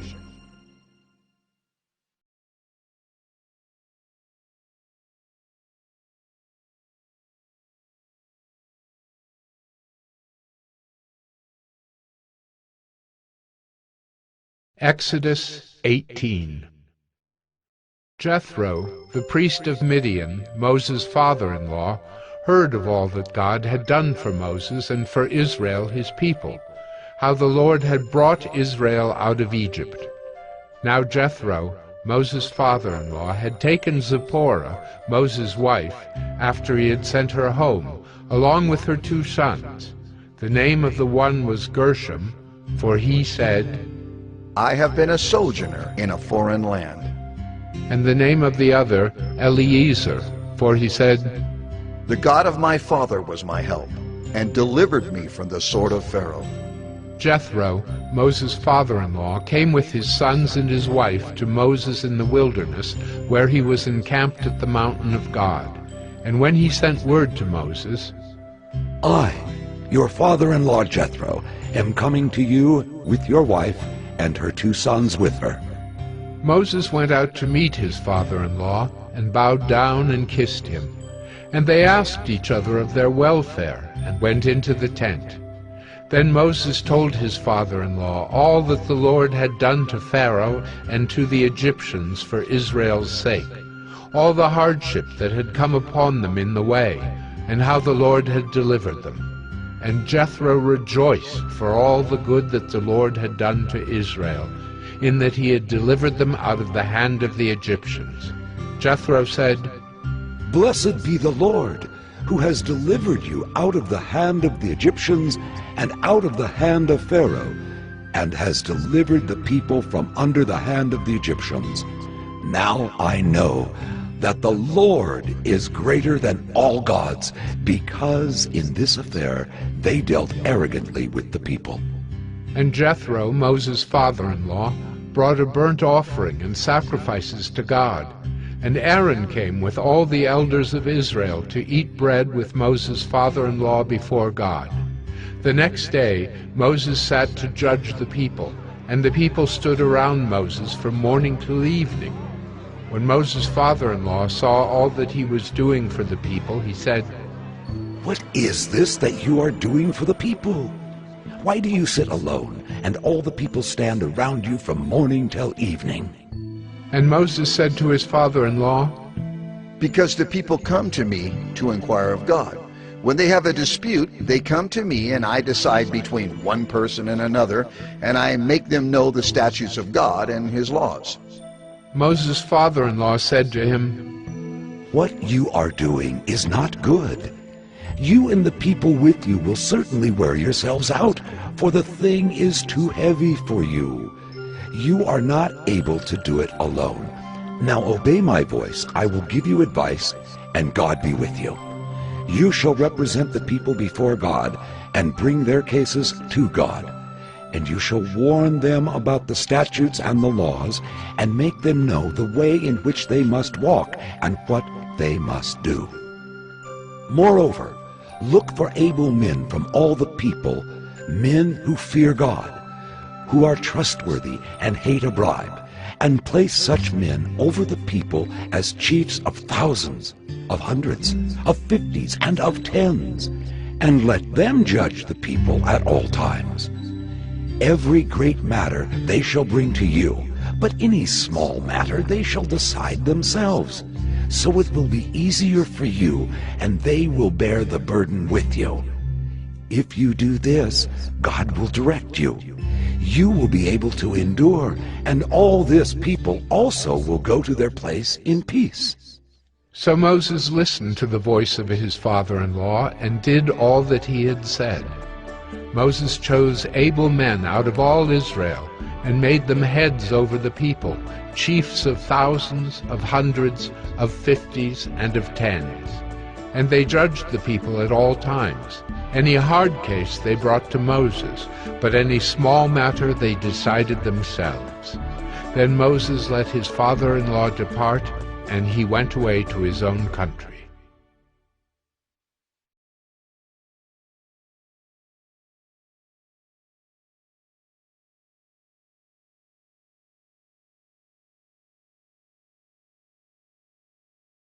Exodus 19. On the 3rd new moon, after the people of Israel had gone out of the land of Egypt, on that day they came into the wilderness of Sinai. They set out from Rephidim, and came into the wilderness of Sinai, and they encamped in the wilderness. There Israel encamped before the mountain, while Moses went up to God. The Lord called to him out of the mountain, saying, Thus you shall say to the house of Jacob and tell the people of Israel, You yourselves have seen what I did to the Egyptians, and how I bore you on eagle's wings and brought you to myself. Now, therefore, if you will indeed obey my voice and keep my covenant, you shall be my treasured possession among all peoples. For all the earth is mine, and you shall be to me a kingdom of priests and a holy nation. These are the words that you shall speak to the people of Israel. So Moses came and called the elders of the people, and set before them all these words that the Lord had commanded him. All the people answered together and said, All that the Lord has spoken we will do. And Moses reported the words of the people to the Lord. And the Lord said to Moses, Behold, I am coming to you in a thick cloud, that the people may hear when I speak with you, and may also believe you forever. When Moses told the words of the people to the Lord said to Moses, Go to the people and consecrate them today and tomorrow, and let them wash their garments and be ready for the third day. For on the third day the Lord will come down on Mount Sinai in the sight of all the people. And you shall set limits for the people all around, saying, Take care not to go up into the mountain or touch the edge of it. Whoever touches the mountain shall be put to death. No hand shall touch him, but he shall be stoned or shot, whether beast or man, he shall not live. When the trumpet sounds a long blast, they shall come up to the mountain. So Moses went down from the mountain to the people and consecrated the people, and they washed their garments. And he said to the people, Be ready for the third day. Do not go near a woman. On the morning of the third day there were thunders and lightnings and a thick cloud on the mountain, and a very loud trumpet blast, so that all the people in the camp trembled. Then Moses brought the people out of the camp to meet God, and they took their stand at the foot of the mountain. Now Mount Sinai was wrapped in smoke, because the Lord had descended on it in fire. The smoke of it went up like the smoke of a kiln, and the whole mountain trembled greatly. And as the sound of the trumpet grew louder and louder, Moses spoke, and God answered him in thunder. The Lord came down on Mount Sinai to the top of the mountain. And the Lord called Moses to the top of the mountain, and Moses went up. And the Lord said to Moses, Go down and warn the people, lest they break through to the Lord to look and many of them perish. Also let the priests who come near to the Lord consecrate themselves, lest the Lord break out against them. And Moses said to the Lord, The people cannot come up to Mount Sinai, for you yourself warned us, saying, Set limits around the mountain and consecrate it. And the Lord said to him, Go down and come up bringing Aaron with you. But do not let the priests and the people break through to come up to the Lord, lest he break out against them. So Moses went down to the people and told them.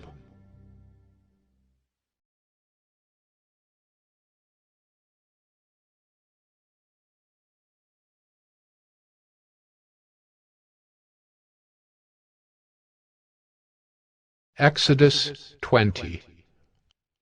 And God spoke all these words, saying, I am the Lord your God, who brought you out of the land of Egypt, out of the house of slavery. You shall have no other gods before me. You shall not make for yourself a carved image, or any likeness of anything that is in heaven above, or that is in the earth beneath, or that is in the water under the earth. You shall not bow down to them or serve them, for I, the Lord your God, am a jealous God, visiting the iniquity of the fathers on the children to the third and the fourth generation of those who hate me, but showing steadfast love to thousands of those who love me and keep my commandments. You shall not take the name of the Lord your God in vain, for the Lord will not hold him guiltless who takes his name in vain. Remember the Sabbath day to keep it holy. 6 days you shall labor and do all your work, but the 7th day is a Sabbath to the Lord your God. On it you shall not do any work, you or your son or your daughter, your male servant or your female servant, or your livestock, or the sojourner who is within your gates. For in 6 days the Lord made heaven and earth, the sea, and all that is in them, and rested on the 7th day. Therefore the Lord blessed the Sabbath day and made it holy. Honor your father and your mother, that your days may be long in the land that the Lord your God is giving you. You shall not murder. You shall not commit adultery. You shall not steal. You shall not bear false witness against your neighbor. You shall not covet your neighbor's house. You shall not covet your neighbor's wife, or his male servant, or his female servant, or his ox, or his donkey, or anything that is your neighbor's.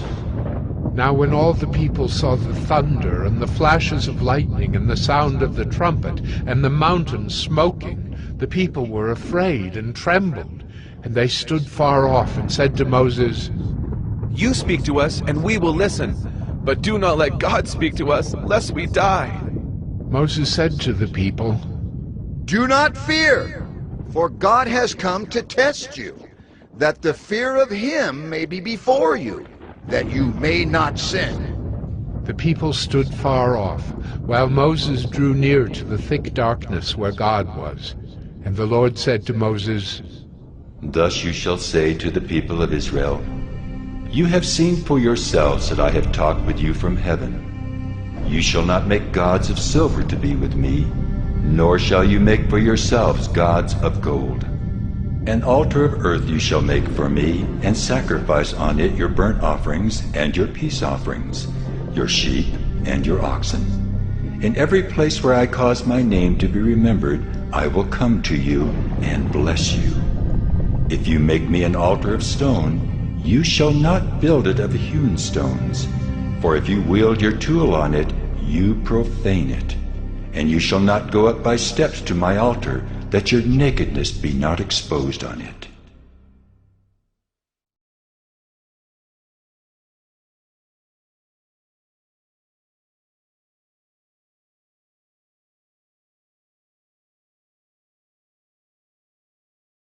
Exodus 21. Now these are the rules that you shall set before them. When you buy a Hebrew slave, he shall serve 6 years, and in the 7th he shall go out free for nothing. If he comes in single, he shall go out single. If he comes in married, then his wife shall go out with him. If his master gives him a wife, and she bears him sons or daughters, the wife and her children shall be her master's, and he shall go out alone. But if the slave plainly says, I love my master, my wife, and my children, I will not go out free, then his master shall bring him to God, and he shall bring him to the door or the doorpost, and his master shall bore his ear through with an awl, and he shall be his slave forever. When a man sells his daughter as a slave, she shall not go out as the male slaves do. If she does not please her master, who has designated her for himself, then he shall let her be redeemed. He shall have no right to sell her to a foreign people, since he has broken faith with her. If he designates her for his son, he shall deal with her as with a daughter. If he takes another wife to himself, he shall not diminish her food, her clothing, or her marital rights. And if he does not do these 3 things for her, she shall go out for nothing, without payment of money. Whoever strikes a man so that he dies shall be put to death. But if he did not lie in wait for him, but God let him fall into his hand, then I will appoint for you a place to which he may flee. But if a man willfully attacks another to kill him by cunning, you shall take him from my altar, that he may die. Whoever strikes his father or his mother shall be put to death. Whoever steals a man and sells him, and anyone found in possession of him, shall be put to death. Whoever curses his father or his mother shall be put to death.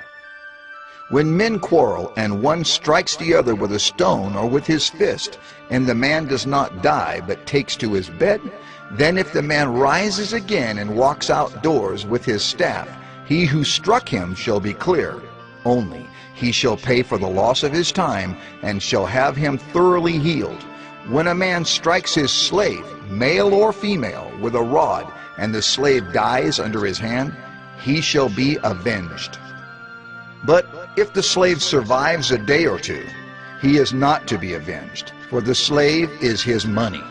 When men strive together and hit a pregnant woman, so that her children come out, but there is no harm, the one who hit her shall surely be fined, as the woman's husband shall impose on him, and he shall pay as the judges determine.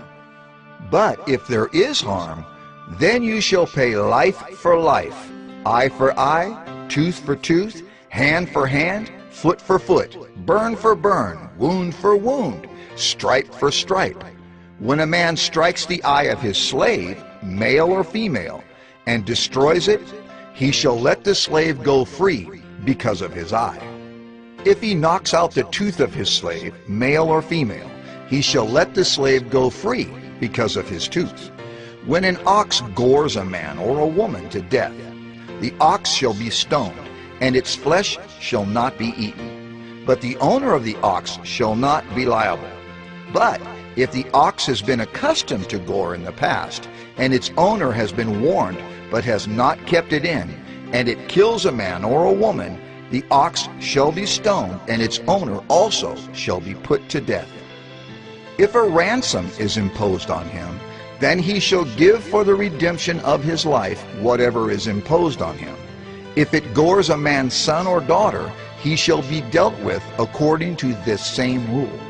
If the ox gores a slave, male or female, the owner shall give to their master 30 shekels of silver, and the ox shall be stoned.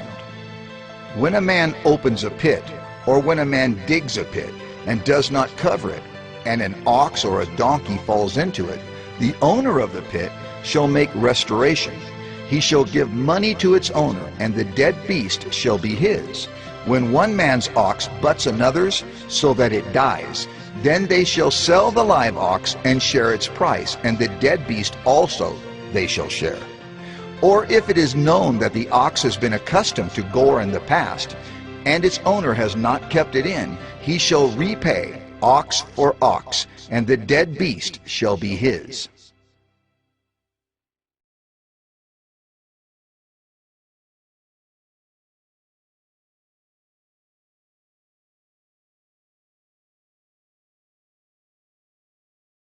Exodus 22.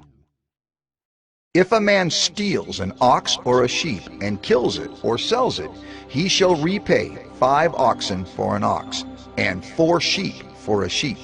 If a thief is found breaking in and is struck so that he dies, there shall be no blood guilt for him.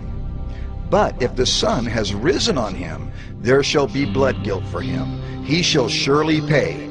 If he has nothing, then he shall be sold for his theft. If the stolen beast is found alive in his possession, whether it is an ox or a donkey or a sheep, he shall pay double.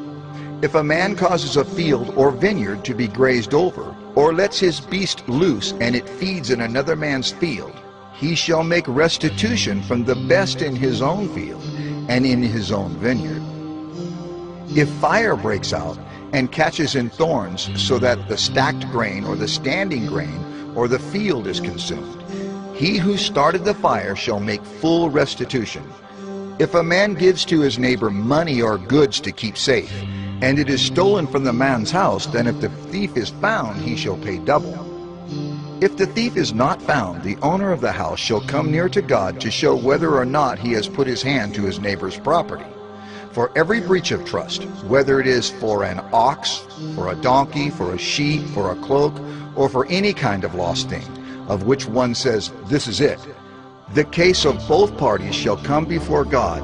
The one whom God condemns shall pay double to his neighbor. If a man gives to his neighbor a donkey or an ox or a sheep or any beast to keep safe, and it dies or is injured or is driven away without anyone seeing it, an oath by the Lord shall be between them both, to see whether or not he has put his hand to his neighbor's property. The owner shall accept the oath, and he shall not make restitution. But if it is stolen from him, he shall make restitution to its owner. If it is torn by beasts, let him bring it as evidence. He shall not make restitution for what has been torn. If a man borrows anything of his neighbor, and it is injured or dies, the owner not being with it, he shall make full restitution. If the owner was with it, he shall not make restitution. If it was hired, it came for its hiring fee. If a man seduces a virgin who is not betrothed and lies with her, he shall give the bride price for her and make her his wife. If her father utterly refuses to give her to him, he shall pay money equal to the bride price for virgins. You shall not permit a sorceress to live.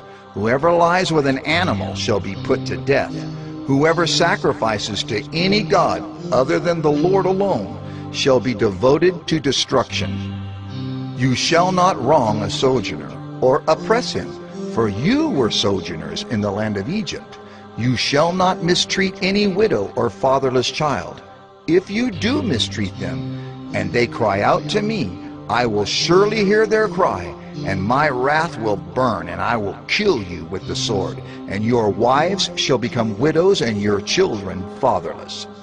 If you lend money to any of my people with you who is poor, you shall not be like a moneylender to him, and you shall not exact interest from him. If ever you take your neighbor's cloak in pledge, you shall return it to him before the sun goes down, for that is his only covering, and it is his cloak for his body. In what else shall he sleep? And if he cries to me, I will hear, for I am compassionate. You shall not revile God, nor curse a ruler of your people. You shall not delay to offer from the fullness of your harvest, and from the outflow of your presses. The firstborn of your sons you shall give to me. You shall do the same with your oxen and with your sheep. 7 days it shall be with its mother. On the 8th day you shall give it to me. You shall be consecrated to me. Therefore you shall not eat any flesh that is torn by beasts in the field. You shall throw it to the dogs.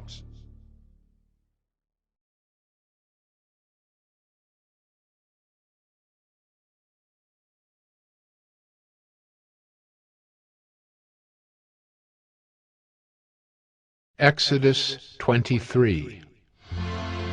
You shall not spread a false report. You shall not join hands with a wicked man to be a malicious witness. You shall not fall in with the many to do evil, nor shall you bear witness in a lawsuit, siding with the many, so as to pervert justice. Nor shall you be partial to a poor man in his lawsuit. If you meet your enemy's ox or his donkey going astray, you shall bring it back to him. If you see the donkey of one who hates you lying down under its burden, you shall refrain from leaving him with it. You shall rescue it with him. You shall not pervert the justice due to your poor in his lawsuit. Keep far from a false charge, and do not kill the innocent and righteous, for I will not acquit the wicked.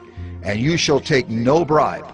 For a bribe blinds the clear-sighted and subverts the cause of those who are in the right. You shall not oppress a sojourner. You know the heart of a sojourner, for you were sojourners in the land of Egypt. For 6 years you shall sow your land and gather in its yield. But the 7th year you shall let it rest and lie fallow, that the poor of your people may eat, and what they leave the beast of the field may eat. You shall do likewise with your vineyard and with your olive orchard. 6 days you shall do your work, but on the 7th day you shall rest, that your ox and your donkey may have rest, and the son of your servant woman and the alien may be refreshed. Pay attention to all that I have said to you, and make no mention of the names of other gods, nor let it be heard on your lips. 3 times in the year you shall keep a feast to me. You shall keep the feast of unleavened bread. As I commanded you, you shall eat unleavened bread for 7 days at the appointed time in the month of Abib. For in it you came out of Egypt. None shall appear before me empty-handed. You shall keep the feast of harvest, of the first fruits of your labor, of what you sow in the field. You shall keep the feast of ingathering at the end of the year, when you gather in from the field the fruit of your labor. 3 times in the year shall all your males appear before the Lord God. You shall not offer the blood of my sacrifice with anything leavened, or let the fat of my feast remain until the morning. The best of the firstfruits of your ground you shall bring into the house of the Lord your God. You shall not boil a young goat in its mother's milk. Behold, I send an angel before you to guard you on the way and to bring you to the place that I have prepared. Pay careful attention to him and obey his voice. Do not rebel against him, for he will not pardon your transgression, for my name is in him. But if you carefully obey his voice and do all that I say, then I will be an enemy to your enemies and an adversary to your adversaries. When my angel goes before you and brings you to the Amorites, and the Hittites, and the Perizzites, and the Canaanites, the Hivites, and the Jebusites, and I blot them out, you shall not bow down to their gods nor serve them, nor do as they do, but you shall utterly overthrow them and break their pillars in pieces. You shall serve the Lord your God, and he will bless your bread and your water. And I will take sickness away from among you. None shall miscarry or be barren in your land. I will fulfill the number of your days. I will send my terror before you, and will throw into confusion all the people against whom you shall come. And I will make all your enemies turn their backs to you. And I will send hornets before you, which shall drive out the Hivites, the Canaanites, and the Hittites from before you. I will not drive them out from before you in 1 year, lest the land become desolate, and the wild beasts multiply against you. Little by little I will drive them out from before you, until you have increased and possessed the land. And I will set your border from the Red Sea to the Sea of the Philistines, and from the wilderness to the Euphrates.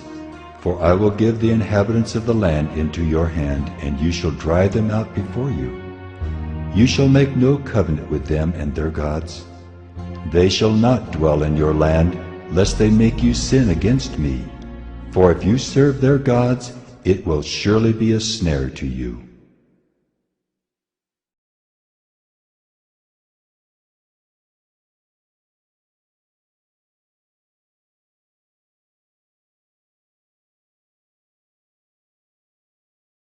Exodus 24. Then he said to Moses, Come up to the Lord, you and Aaron, Nadab and Abihu, and 70 of the elders of Israel, and worship from afar. Moses alone shall come near to the Lord, but the others shall not come near, and the people shall not come up with him. Moses came and told the people all the words of the Lord and all the rules. And all the people answered with one voice and said, All the words that the Lord has spoken we will do.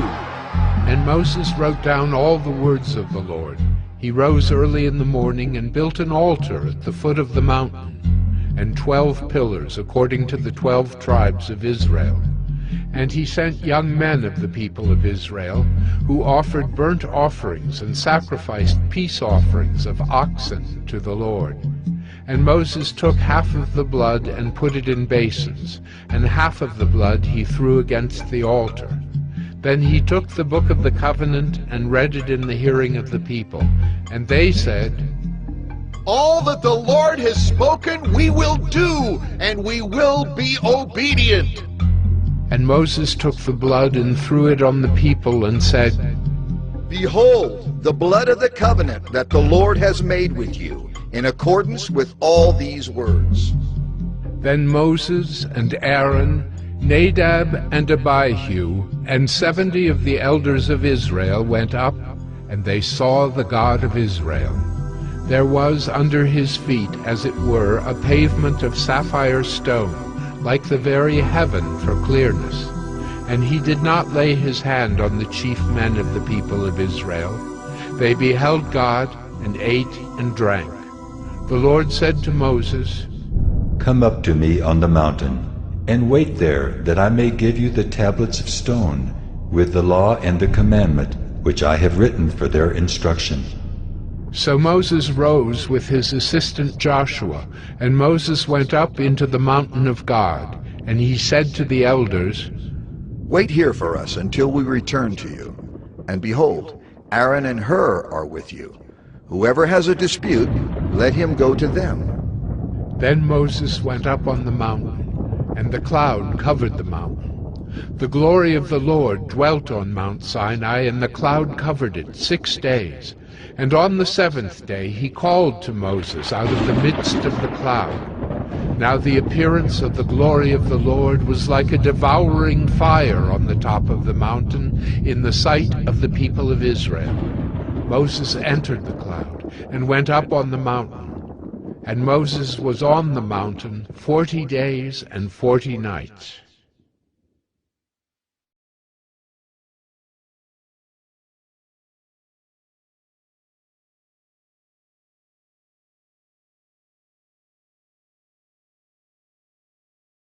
Exodus 25. The Lord said to Moses, "Speak to the people of Israel that they take for me a contribution. From every man whose heart moves him, you shall receive the contribution for me. And this is the contribution that you shall receive from them: gold, silver, and bronze, blue and purple, and scarlet yarns and fine twined linen, goat's hair, tanned ram skins, goat skins, acacia wood, oil for the lamps, spices for the anointing oil and for the fragrant incense, onyx stones, and stones for setting, for the ephod and for the breastpiece. And let them make me a sanctuary that I may dwell in their midst, exactly as I show you concerning the pattern of the tabernacle and of all its furniture, so you shall make it. They shall make an ark of acacia wood. 2 cubits and a half shall be its length, 1 cubit and a half its breadth, and 1 cubit and a half its height. You shall overlay it with pure gold, inside and outside shall you overlay it. And you shall make on it a molding of gold around it.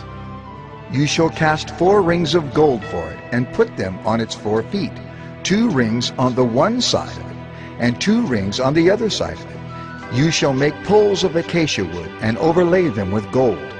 And you shall put the poles into the rings on the sides of the ark, to carry the ark by them. The poles shall remain in the rings of the ark, they shall not be taken from it. And you shall put into the ark the testimony that I shall give you. You shall make a mercy seat of pure gold. 2 cubits and a half shall be its length, and 1 cubit and a half its breadth. And you shall make 2 cherubim of gold, of hammered work shall you make them.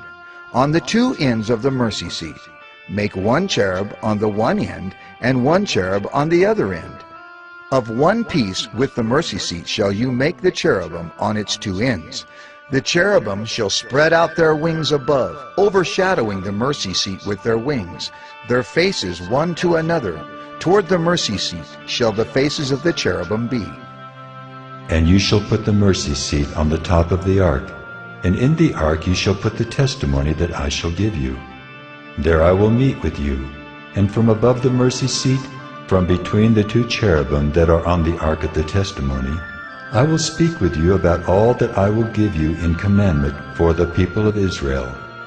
You shall make a table of acacia wood. 2 cubits shall be its length, 1 cubit its breadth, and 1 cubit and a half its height. You shall overlay it with pure gold, and make a molding of gold around it. And you shall make a rim around it, a handbreadth wide, and a molding of gold around the rim. And you shall make for it 4 rings of gold, and fasten the rings to the 4 corners at its 4 legs. Close to the frame the rings shall lie, as holders for the poles to carry the table. You shall make the poles of acacia wood, and overlay them with gold, and the table shall be carried with these. And you shall make its plates and dishes for incense, and its flagons and bowls with which to pour drink offerings. You shall make them of pure gold. And you shall set the bread of the presence on the table before me regularly. You shall make a lampstand of pure gold. The lampstand shall be made of hammered work, its base, its stem, Its cups, its calyxes, and its flowers shall be of one piece with it. And there shall be 6 branches going out of its sides, 3 branches of the lampstand out of one side of it, and 3 branches of the lampstand out of the other side of it. 3 cups made like almond blossoms, each with calyx and flower on one branch, and 3 cups made like almond blossoms, each with calyx and flower on the other branch. So for the 6 branches going out of the lampstand, and on the lampstand itself there shall be 4 cups made like almond blossoms, with their calyxes and flowers. And a calyx of one piece with it under each pair of the 6 branches going out from the lampstand. Their calyxes and their branches shall be of one piece with it, the whole of it a single piece of hammered work of pure gold. You shall make 7 lamps for it, and the lamps shall be set up so as to give light on the space in front of it. Its tongs and their trays shall be of pure gold. It shall be made with all these utensils out of a talent of pure gold. And see that you make them after the pattern for them, which is being shown you on the mountain.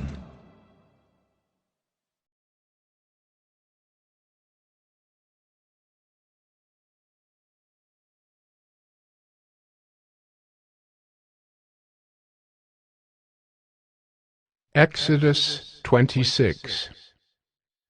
Moreover, you shall make the tabernacle with 10 curtains of fine twined linen, and blue and purple and scarlet yarns. You shall make them with cherubim skillfully worked into them. The length of each curtain shall be 28 cubits, and the breadth of each curtain 4 cubits. All the curtains shall be the same size. 5 curtains shall be coupled to one another, and the other 5 curtains shall be coupled to one another. And you shall make loops of blue on the edge of the outermost curtain in the first set. Likewise you shall make loops on the edge of the outermost curtain in the second set. 50 loops you shall make on the one curtain, and 50 loops you shall make on the edge of the curtain that is in the second set. The loops shall be opposite one another, and you shall make 50 clasps of gold, and couple the curtains one to the other with the clasps, so that the tabernacle may be a single whole. You shall also make curtains of goat's hair for a tent over the tabernacle. 11 curtains shall you make. The length of each curtain shall be 30 cubits, and the breadth of each curtain 4 cubits. The 11 curtains shall be the same size. You shall couple 5 curtains by themselves, and 6 curtains by themselves. And the 6th curtain you shall double over at the front of the tent. You shall make 50 loops on the edge of the curtain that is outermost in one set, and 50 loops on the edge of the curtain that is outermost in the second set. You shall make 50 clasps of bronze, and put the clasps into the loops, and couple the tent together, that it may be a single whole. And the part that remains of the curtains of the tent, the half curtain that remains, shall hang over the back of the tabernacle. And the extra that remains in the length of the curtains, the cubit on the one side and the cubit on the other side, shall hang over the sides of the tabernacle, on this side and that side, to cover it. And you shall make for the tent a covering of tan ram skins, and a covering of goat skins on top. You shall make upright frames for the tabernacle of acacia wood. 10 cubits shall be the length of a frame, and a cubit and a half the breadth of each frame. There shall be 2 tenons in each frame for fitting together. So shall you do for all the frames of the tabernacle. You shall make the frames for the tabernacle, 20 frames for the south side, and 40 bases of silver you shall make under the 20 frames, 2 bases under one frame for its 2 tenons, and 2 bases under the next frame for its 2 tenons.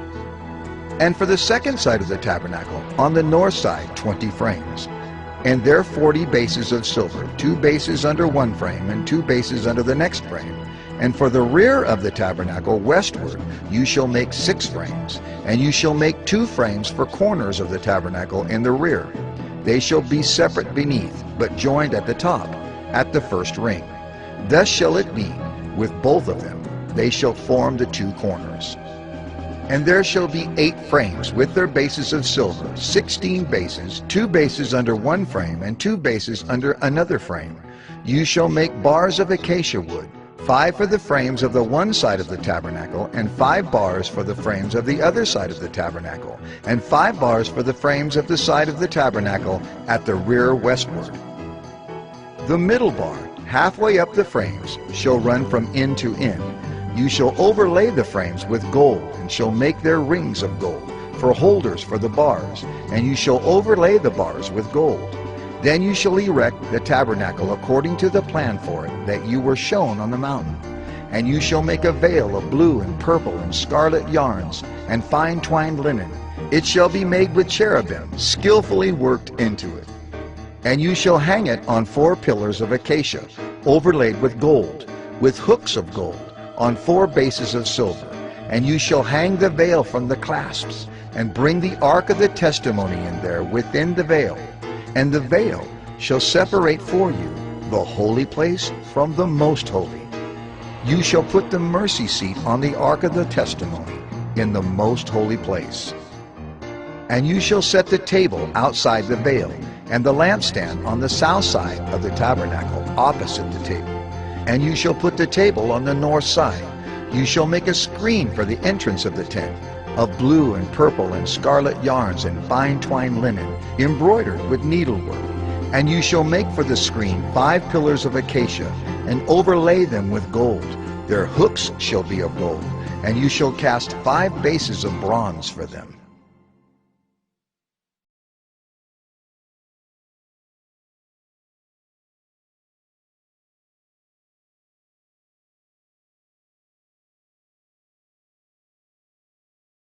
Exodus 27. You shall make the altar of acacia wood, 5 cubits long and 5 cubits broad. The altar shall be square, and its height shall be 3 cubits. And you shall make horns for it on its 4 corners. Its horns shall be of one piece with it, and you shall overlay it with bronze. You shall make pots for it to receive its ashes, and shovels and basins, and forks and fire pans. You shall make all its utensils of bronze. You shall also make for it a grating, a network of bronze, and on the net you shall make 4 bronze rings at its 4 corners. And you shall set it under the ledge of the altar, so that the net extends halfway down the altar.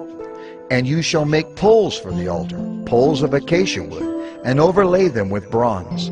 And the poles shall be put through the rings, so that the poles are on the 2 sides of the altar when it is carried. You shall make it hollow with boards, as it has been shown you on the mountain, so shall it be made. You shall make the court of the tabernacle. On the south side the court shall have hangings of fine twined linen, 100 cubits long for one side. Its 20 pillars and their 20 bases shall be of bronze, but the hooks of the pillars and their fillets shall be of silver. And likewise for its length on the north side there shall be hangings, 100 cubits long, its pillars 20, and their bases 20, of bronze. But the hooks of the pillars and their fillets shall be of silver. And for the breadth of the court on the west side there shall be hangings for 50 cubits, with 10 pillars and 10 bases. The breadth of the court on the front to the east shall be 50 cubits. The hangings for the one side of the gate shall be 15 cubits, with their 3 pillars and 3 bases. On the other side the hangings shall be 15 cubits, with their 3 pillars and 3 bases. For the gate of the court there shall be a screen 20 cubits long, of blue and purple and scarlet yarns and fine twined linen, embroidered with needlework. It shall have 4 pillars, and with them 4 bases. All the pillars around the court shall be filleted with silver. Their hooks shall be of silver, and their bases of bronze. The length of the court shall be 100 cubits, the breadth 50, and the height 5 cubits, with hangings of fine twined linen and bases of bronze. All the utensils of the tabernacle for every use, and all its pegs and all the pegs of the court shall be of bronze. You shall command the people of Israel that they bring to you pure beaten olive oil for the light, that a lamp may regularly be set up to burn. In the tent of meeting, outside the veil that is before the testimony, Aaron and his sons shall tend it from evening to morning before the Lord. It shall be a statute forever to be observed throughout their generations by the people of Israel.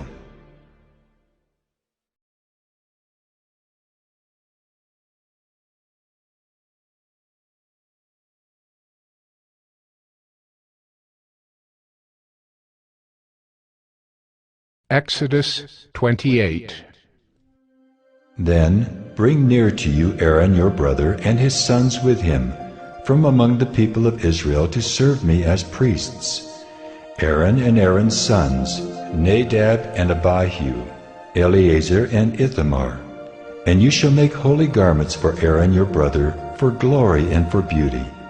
You shall speak to all the skillful whom I have filled with the spirit of skill, that they make Aaron's garments to consecrate him for my priesthood. These are the garments that they shall make: a breastpiece, an ephod, a robe, a coat of checkerwork, a turban, and a sash. They shall make holy garments for Aaron your brother and his sons to serve me as priests. They shall receive gold, blue, and purple, and scarlet yarns, and fine twined linen. And they shall make the ephod of gold, of blue and purple and scarlet yarns, and of fine twined linen, skillfully worked. It shall have 2 shoulder pieces attached to its 2 edges, so that it may be joined together. And the skillfully woven band on it shall be made like it, and be of one piece with it, of gold, blue, and purple, and scarlet yarns, and fine twined linen.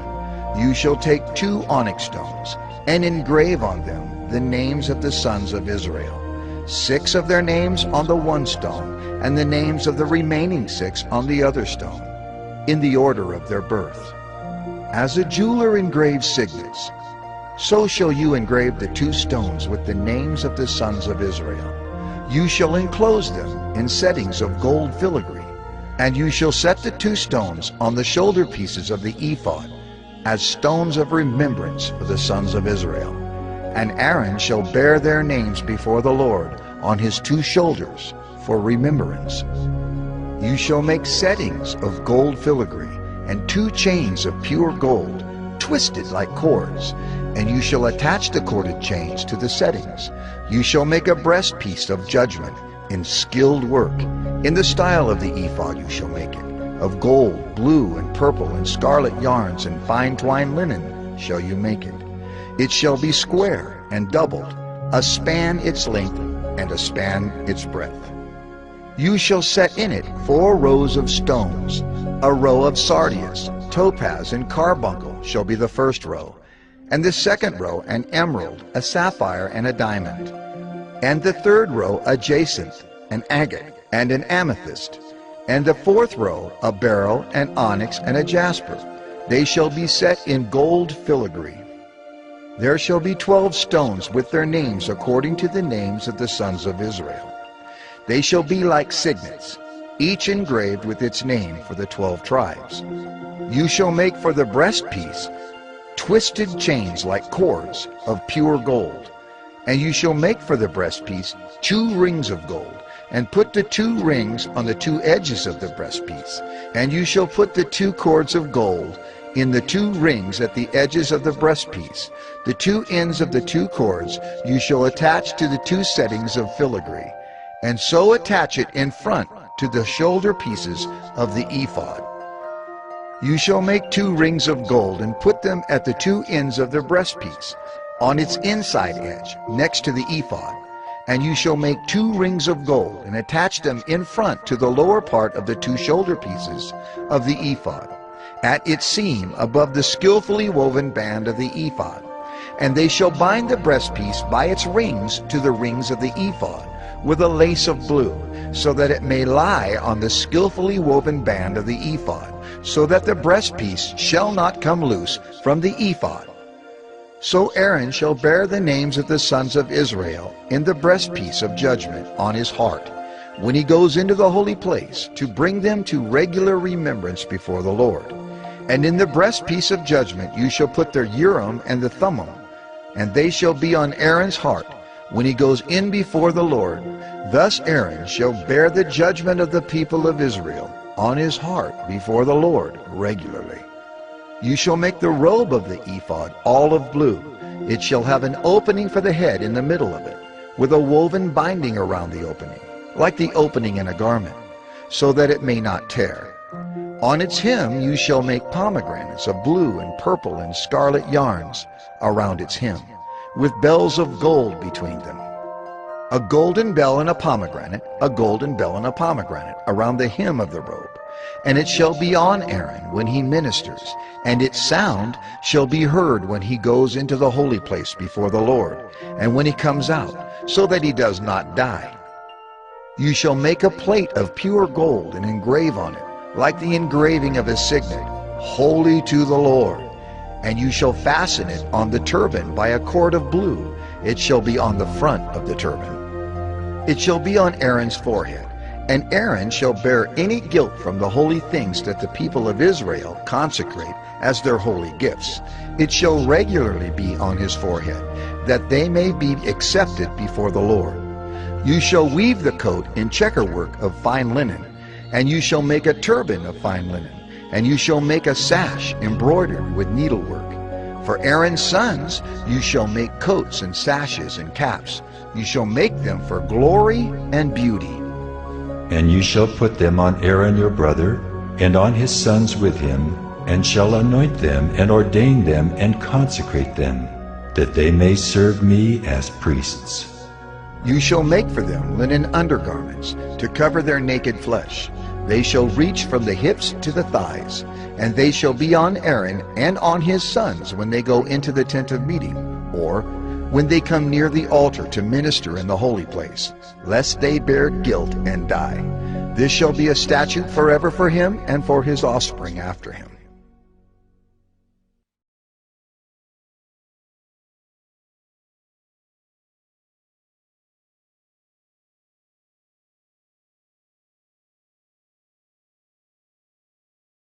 Exodus 29.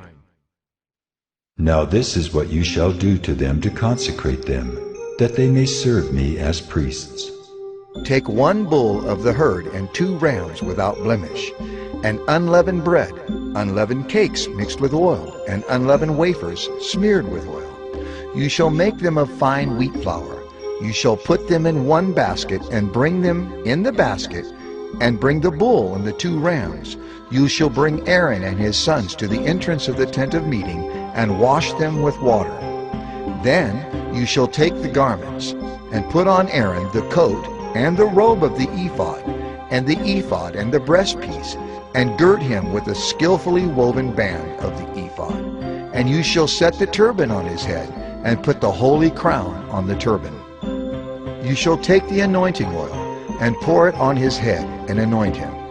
Then you shall bring his sons and put coats on them, and you shall gird Aaron and his sons with sashes, and bind caps on them. And the priesthood shall be theirs by a statute forever.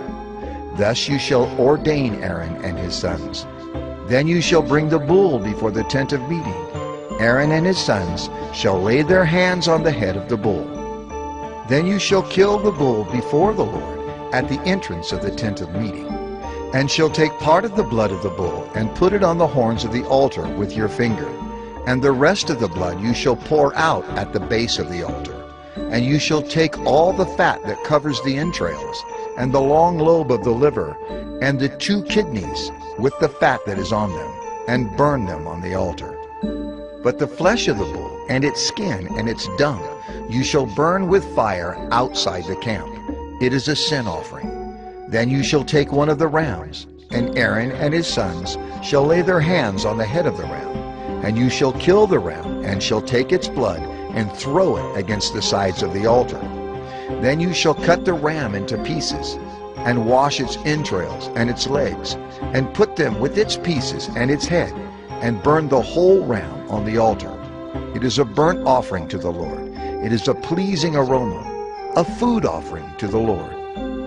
You shall take the other ram, and Aaron and his sons shall lay their hands on the head of the ram.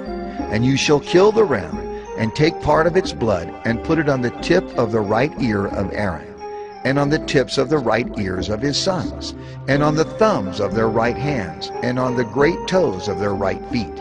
And throw the rest of the blood against the sides of the altar.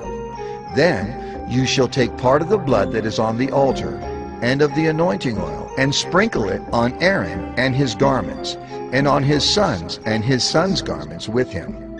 He and his garments shall be holy, and his sons' garments with him. You shall also take the fat from the ram, and the fat tail, and the fat that covers the entrails, and the long lobe of the liver, and the 2 kidneys, with the fat that is on them, and the right thigh, for it is a ram of ordination, and 1 loaf of bread, and 1 cake of bread made with oil, and 1 wafer out of the basket of unleavened bread that is before the Lord.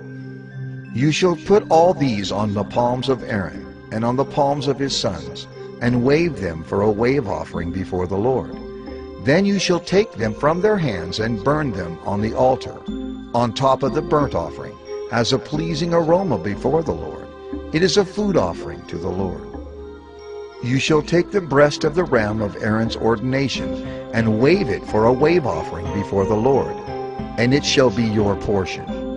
And you shall consecrate the breast of the wave offering that is waved, and the thigh of the priest's portion that is contributed from the ram of ordination, from what was Aaron's and his sons. It shall be for Aaron and his sons as a perpetual due from the people of Israel, for it is a contribution. It shall be a contribution from the people of Israel, from their peace offerings, their contribution to the Lord. The holy garments of Aaron shall be for his sons after him. They shall be anointed in them and ordained in them. The son who succeeds him as priest, who comes into the tent of meeting to minister in the holy place, shall wear them 7 days. You shall take the ram of ordination and boil its flesh in a holy place. And Aaron and his sons shall eat the flesh of the ram, and the bread that is in the basket, in the entrance of the tent of meeting. They shall eat those things with which atonement was made at their ordination and consecration, but an outsider shall not eat of them, because they are holy. And if any of the flesh for the ordination or of the bread remain until the morning, then you shall burn the remainder with fire. It shall not be eaten, because it is holy. Thus you shall do to Aaron and to his sons, according to all that I have commanded you. Through 7 days shall you ordain them, and every day you shall offer a bull as a sin offering for atonement. Also you shall purify the altar when you make atonement for it, and shall anoint it to consecrate it. 7 days you shall make atonement for the altar and consecrate it, and the altar shall be most holy. Whatever touches the altar shall become holy. Now this is what you shall offer on the altar: 2 lambs, a year old, day by day, regularly. 1 lamb you shall offer in the morning, and the other lamb you shall offer at twilight. And with the first lamb, a 10th seah of fine flour mingled with 1/4 of a hin of beaten oil, and 1/4 of a hin of wine for a drink offering. The other lamb you shall offer at twilight, and shall offer with it a grain offering and its drink offering, as in the morning, for a pleasing aroma, a food offering to the Lord. It shall be a regular burnt offering throughout your generations, at the entrance of the tent of meeting before the Lord, where I will meet with you to speak to you there. There I will meet with the people of Israel, and it shall be sanctified by my glory. I will consecrate the tent of meeting and the altar. Aaron also and his sons I will consecrate to serve me as priests. I will dwell among the people of Israel, and will be their God.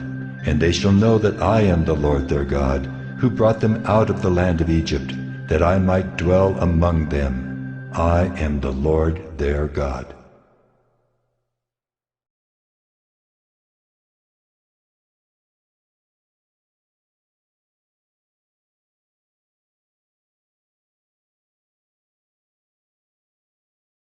Exodus 30. You shall make an altar on which to burn incense. You shall make it of acacia wood. A cubit shall be its length, and a cubit its breadth. It shall be square, and 2 cubits shall be its height. Its horns shall be of 1 piece with it. You shall overlay it with pure gold, its top, and around its sides, and its horns. And you shall make a molding of gold around it.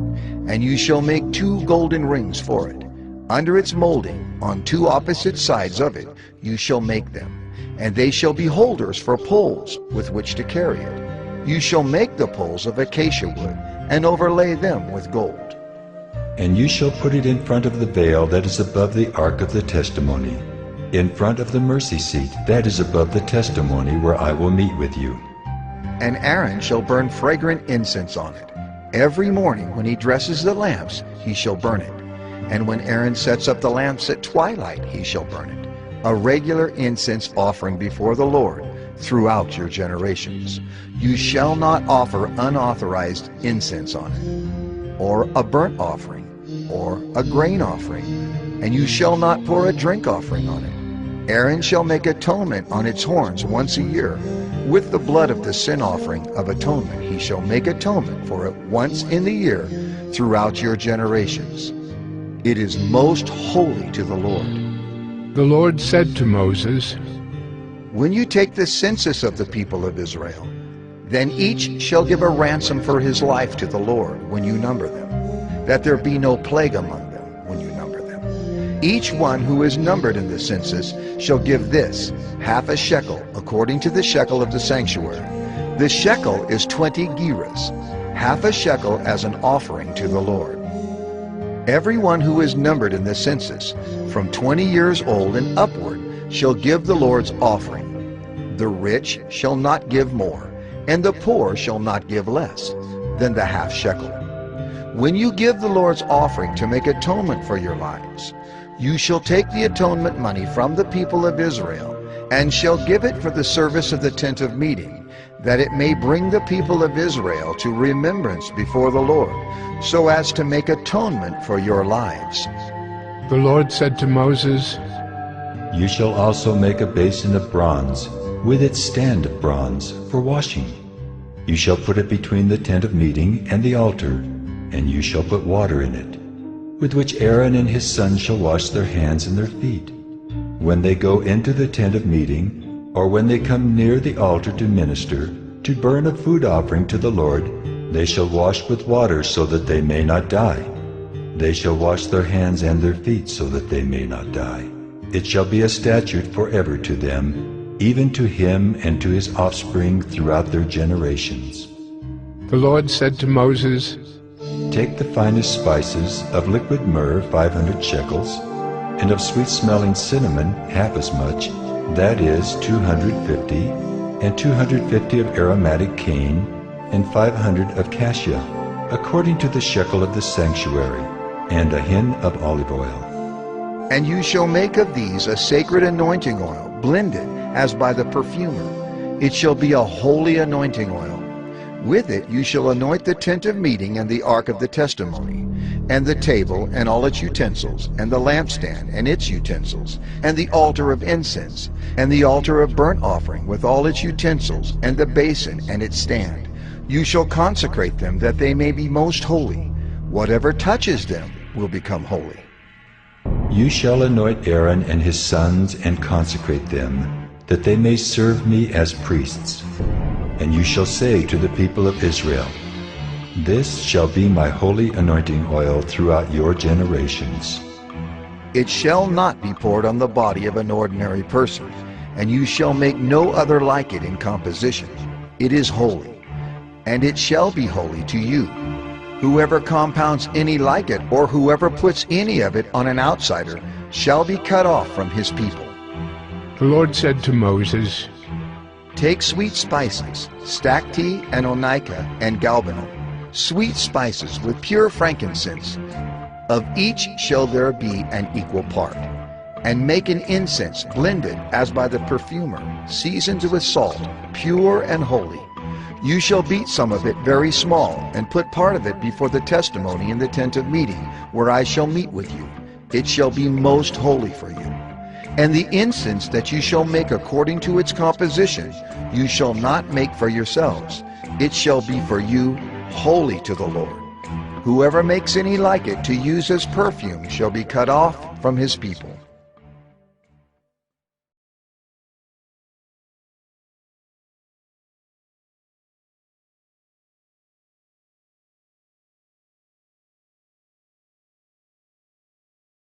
Exodus 31.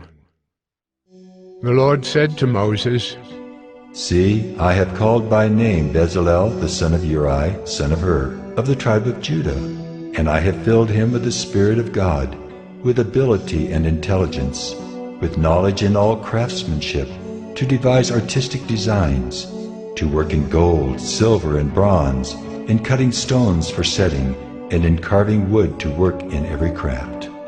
And behold, I have appointed with him Oholiab, the son of Ahisamach, of the tribe of Dan. And I have given to all able men ability, that they may make all that I have commanded you. The tent of meeting and the ark of the testimony, and the mercy seat that is on it, and all the furnishings of the tent, the table and its utensils, and the pure lampstand with all its utensils, and the altar of incense, and the altar of burnt offering with all its utensils, and the basin and its stand, and the finely worked garments, the holy garments for Aaron the priest, and the garments of his sons, for their service as priests, and the anointing oil, and the fragrant incense for the holy place, according to all that I have commanded you, they shall do. And the Lord said to Moses, You are to speak to the people of Israel and say, Above all, you shall keep my Sabbaths, for this is a sign between me and you throughout your generations, that you may know that I, the Lord, sanctify you. You shall keep the Sabbath, because it is holy for you. Everyone who profanes it shall be put to death. Whoever does any work on it, that soul shall be cut off from among his people. 6 days shall work be done, but the seventh day is a Sabbath of solemn rest, holy to the Lord. Whoever does any work on the Sabbath day shall be put to death. Therefore the people of Israel shall keep the Sabbath, observing the Sabbath throughout their generations as a covenant forever. It is a sign forever between me and the people of Israel, that in 6 days the Lord made heaven and earth, and on the seventh day he rested and was refreshed. And he gave to Moses, when he had finished speaking with him on Mount Sinai, the 2 tablets of the testimony, tablets of stone, written with the finger of God.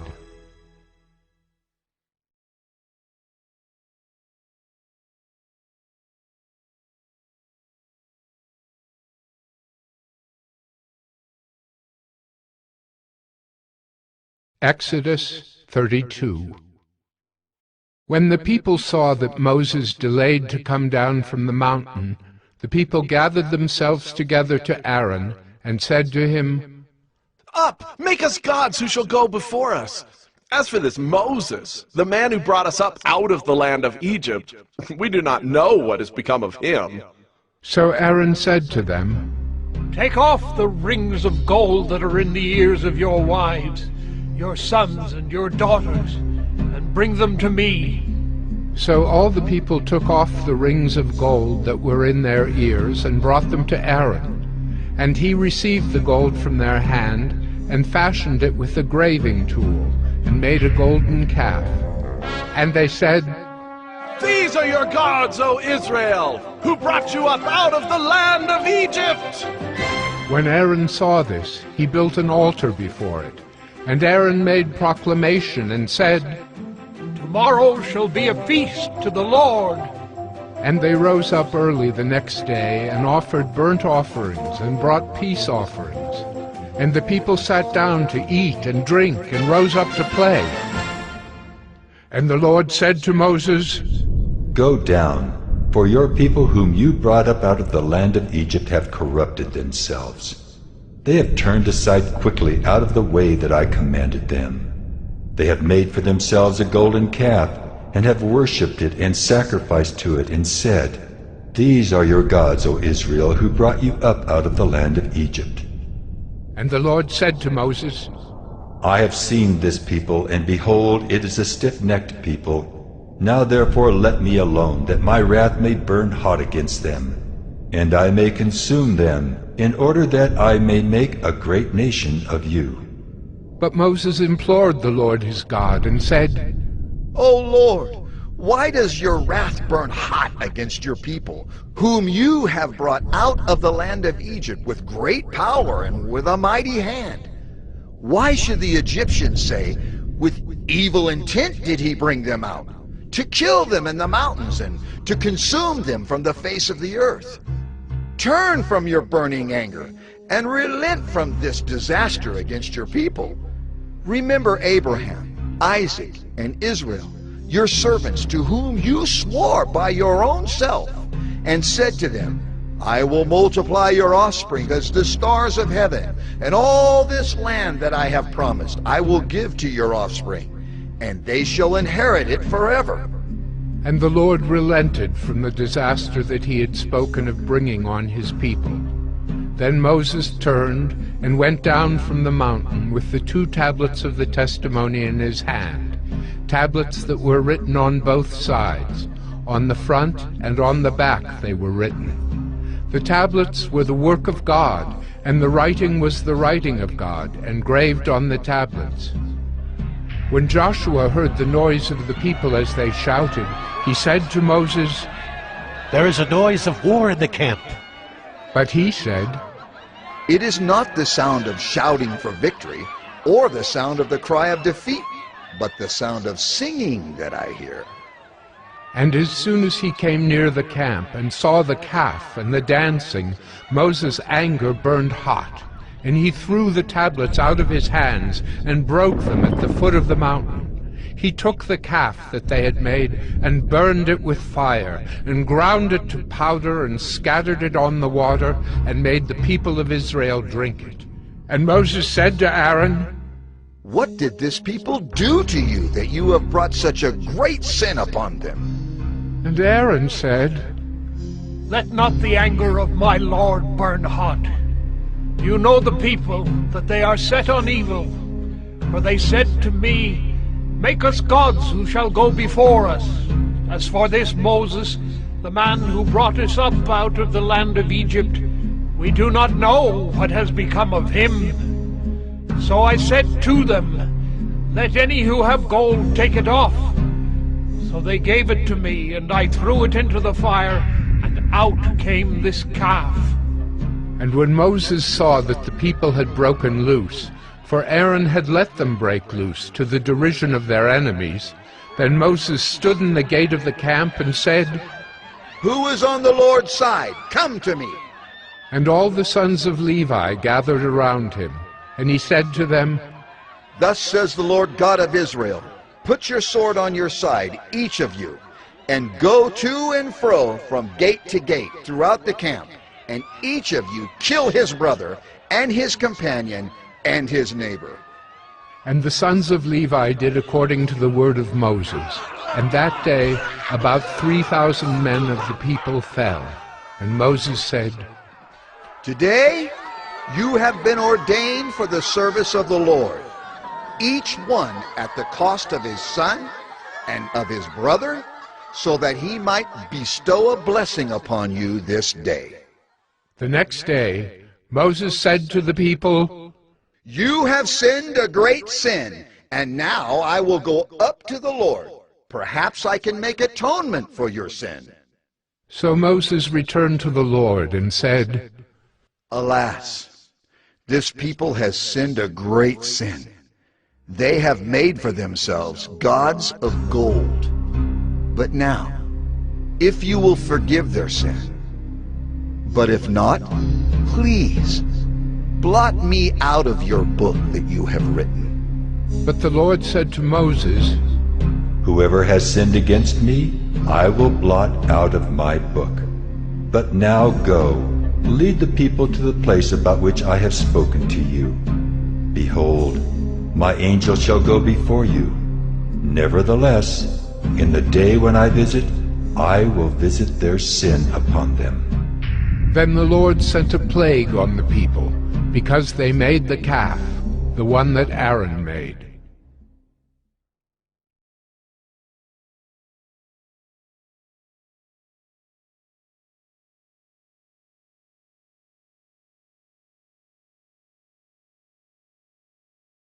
Exodus 33. The Lord said to Moses, Depart, go up from here, you and the people whom you have brought up out of the land of Egypt, to the land of which I swore to Abraham, Isaac, and Jacob, saying, To your offspring I will give it.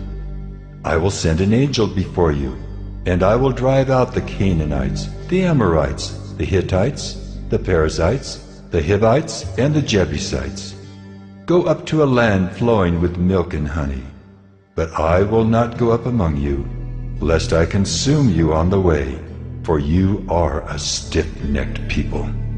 When the people heard this disastrous word, they mourned, and no one put on his ornaments, for the Lord had said to Moses, Say to the people of Israel, You are a stiff-necked people. If for a single moment I should go up among you, I would consume you. So now take off your ornaments, that I may know what to do with you. Therefore the people of Israel stripped themselves of their ornaments from Mount Horeb onward. Now Moses used to take the tent and pitch it outside the camp, far off from the camp, and he called it the tent of meeting. And everyone who sought the Lord would go out to the tent of meeting, which was outside the camp. Whenever Moses went out to the tent, all the people would rise up, and each would stand at his tent door and watch Moses until he had gone into the tent. When Moses entered the tent, the pillar of cloud would descend and stand at the entrance of the tent, and the Lord would speak with Moses. And when all the people saw the pillar of cloud standing at the entrance of the tent, all the people would rise up and worship, each at his tent door. Thus the Lord used to speak to Moses face to face, as a man speaks to his friend. When Moses turned again into the camp, his assistant Joshua, the son of Nun, a young man, would not depart from the tent. Moses said to the Lord, See, you say to me, Bring up this people, but you have not let me know whom you will send with me. Yet you have said, I know you by name, and you have also found favor in my sight. Now therefore, if I have found favor in your sight, please show me now your ways, that I may know you in order to find favor in your sight. Consider too that this nation is your people. And he said, My presence will go with you, and I will give you rest. And he said to him, If your presence will not go with me, do not bring us up from here. For how shall it be known that I have found favor in your sight, I and your people?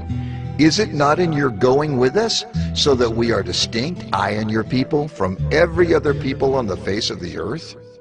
And the Lord said to Moses, This very thing that you have spoken, I will do, for you have found favor in my sight, and I know you by name. Moses said, Please, show me your glory.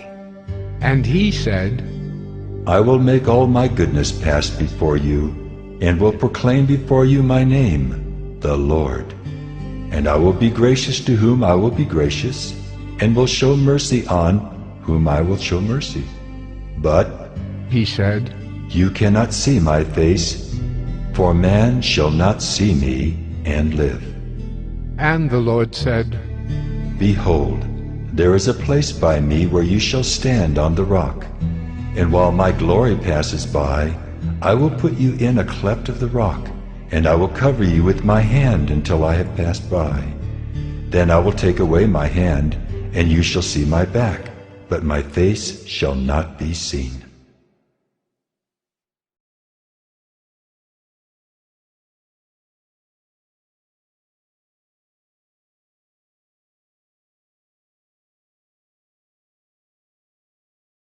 Exodus 34. The Lord said to Moses, Cut for yourself 2 tablets of stone like the first, and I will write on the tablets the words that were on the first tablets, which you broke. Be ready by the morning, and come up in the morning to Mount Sinai, and present yourself there to me on the top of the mountain. No one shall come up with you, and let no one be seen throughout all the mountain.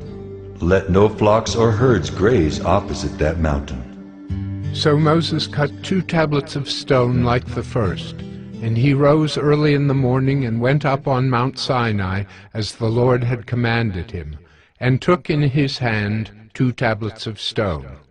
The Lord descended in the cloud and stood with him there, and proclaimed the name of the Lord.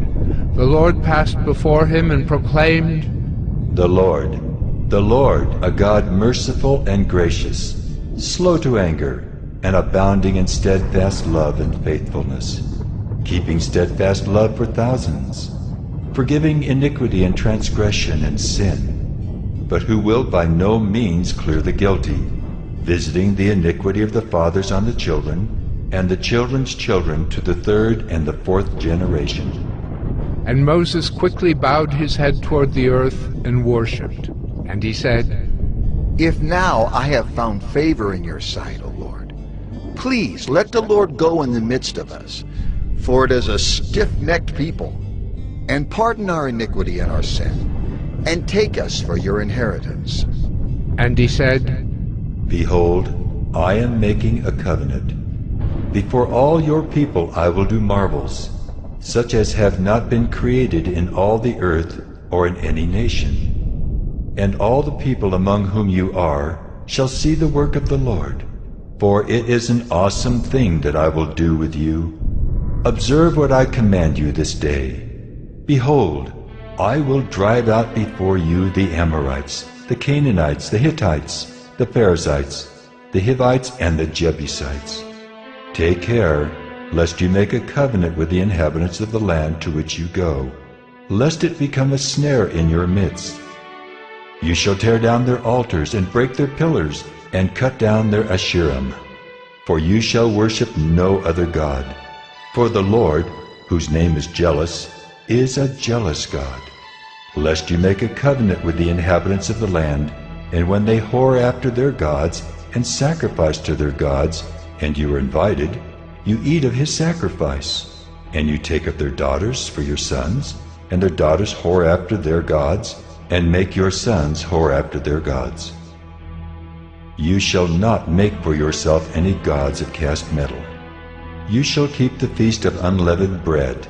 7 days you shall eat unleavened bread as I commanded you at the time appointed in the month Abib. For in the month Abib you came out from Egypt. All that open the womb are mine.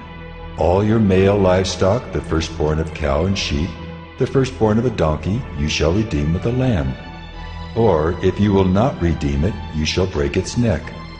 All the firstborn of your sons you shall redeem, and none shall appear before me empty-handed. 6 days you shall work, but on the 7th day you shall rest. In plowing time and in harvest you shall rest. You shall observe the Feast of Weeks, the firstfruits of wheat harvest, and the feast of ingathering at the year's end. 3 times in the year shall all your males appear before the Lord God, the God of Israel. For I will cast out nations before you, and enlarge your borders. No one shall covet your land when you go up to appear before the Lord your God 3 times in the year. You shall not offer the blood of my sacrifice with anything leavened, or let the sacrifice of the feast of the Passover remain until the morning. The best of the firstfruits of your ground you shall bring to the house of the Lord your God. You shall not boil a young goat in its mother's milk. And the Lord said to Moses, Write these words, for in accordance with these words I have made a covenant with you and with Israel. So he was there with the Lord 40 days and 40 nights. He neither ate bread nor drank water. And he wrote on the tablets the words of the covenant, the 10 Commandments. When Moses came down from Mount Sinai with the 2 tablets of the testimony in his hand as he came down from the mountain, Moses did not know that the skin of his face shone because he had been talking with God. Aaron and all the people of Israel saw Moses, and behold, the skin of his face shone, and they were afraid to come near him. But Moses called to them, and Aaron and all the leaders of the congregation returned to him, and Moses talked with them. Afterward, all the people of Israel came near, and he commanded them all that the Lord had spoken with him in Mount Sinai. And when Moses had finished speaking with them, he put a veil over his face. Whenever Moses went in before the Lord to speak with him, he would remove the veil until he came out.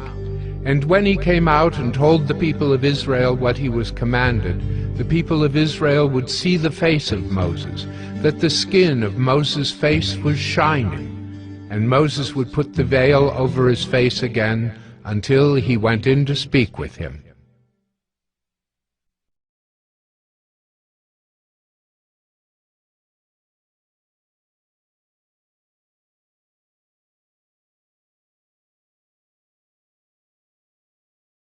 Exodus 35.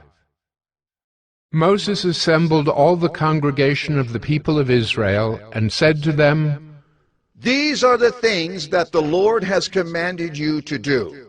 6 days' work shall be done, but on the 7th day you shall have a Sabbath of solemn rest, holy to the Lord. Whoever does any work on it shall be put to death. You shall kindle no fire in all your dwelling places on the Sabbath day." Moses said to all the congregation of the people of Israel, "This is the thing that the Lord has commanded. Take from among you a contribution to the Lord. Whoever is of a generous heart, let him bring the Lord's contribution: gold, silver, and bronze, blue and purple and scarlet yarns, and fine twined linen, goat's hair, tanned ram skins and goat skins, acacia wood, oil for the light, spices for the anointing oil, and for the fragrant incense, and onyx stones, and stones for setting, for the ephod, and for the breastpiece.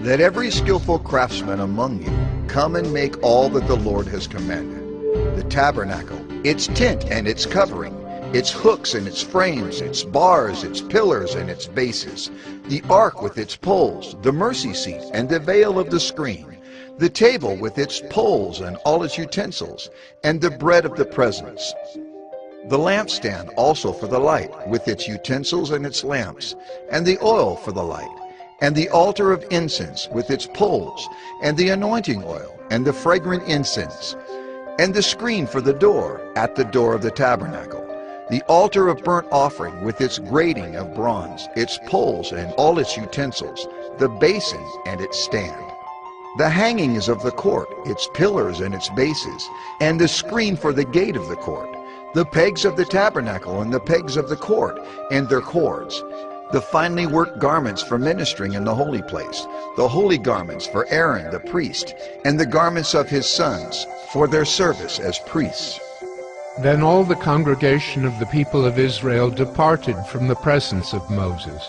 And they came, everyone whose heart stirred him, and everyone whose spirit moved him, and brought the Lord's contribution to be used for the tent of meeting, and for all its service, and for the holy garments.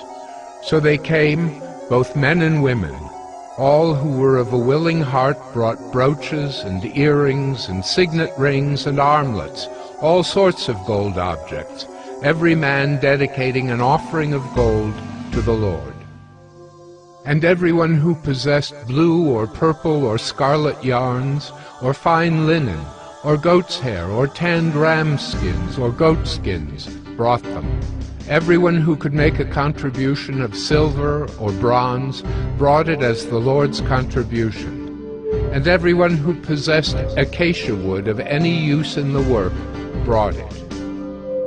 And every skillful woman spun with her hands, and they all brought what they had spun in blue and purple and scarlet yarns and fine twined linen.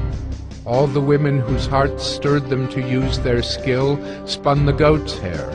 And the leaders brought onyx stones and stones to be set for the ephod and for the breastpiece, and spices and oil for the light, and for the anointing oil, and for the fragrant incense. All the men and women, the people of Israel, whose heart moved them to bring anything for the work that the Lord had commanded by Moses to be done, brought it as a freewill offering to the Lord.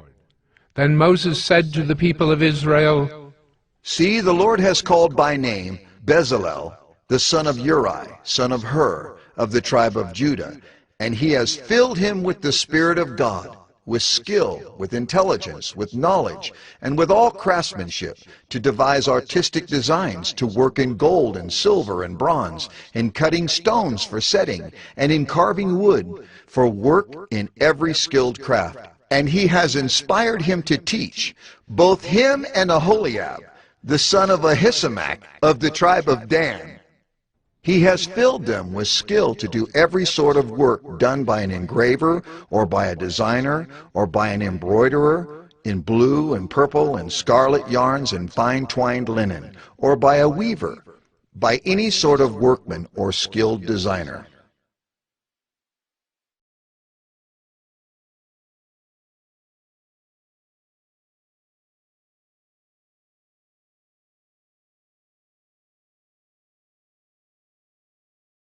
Exodus 36.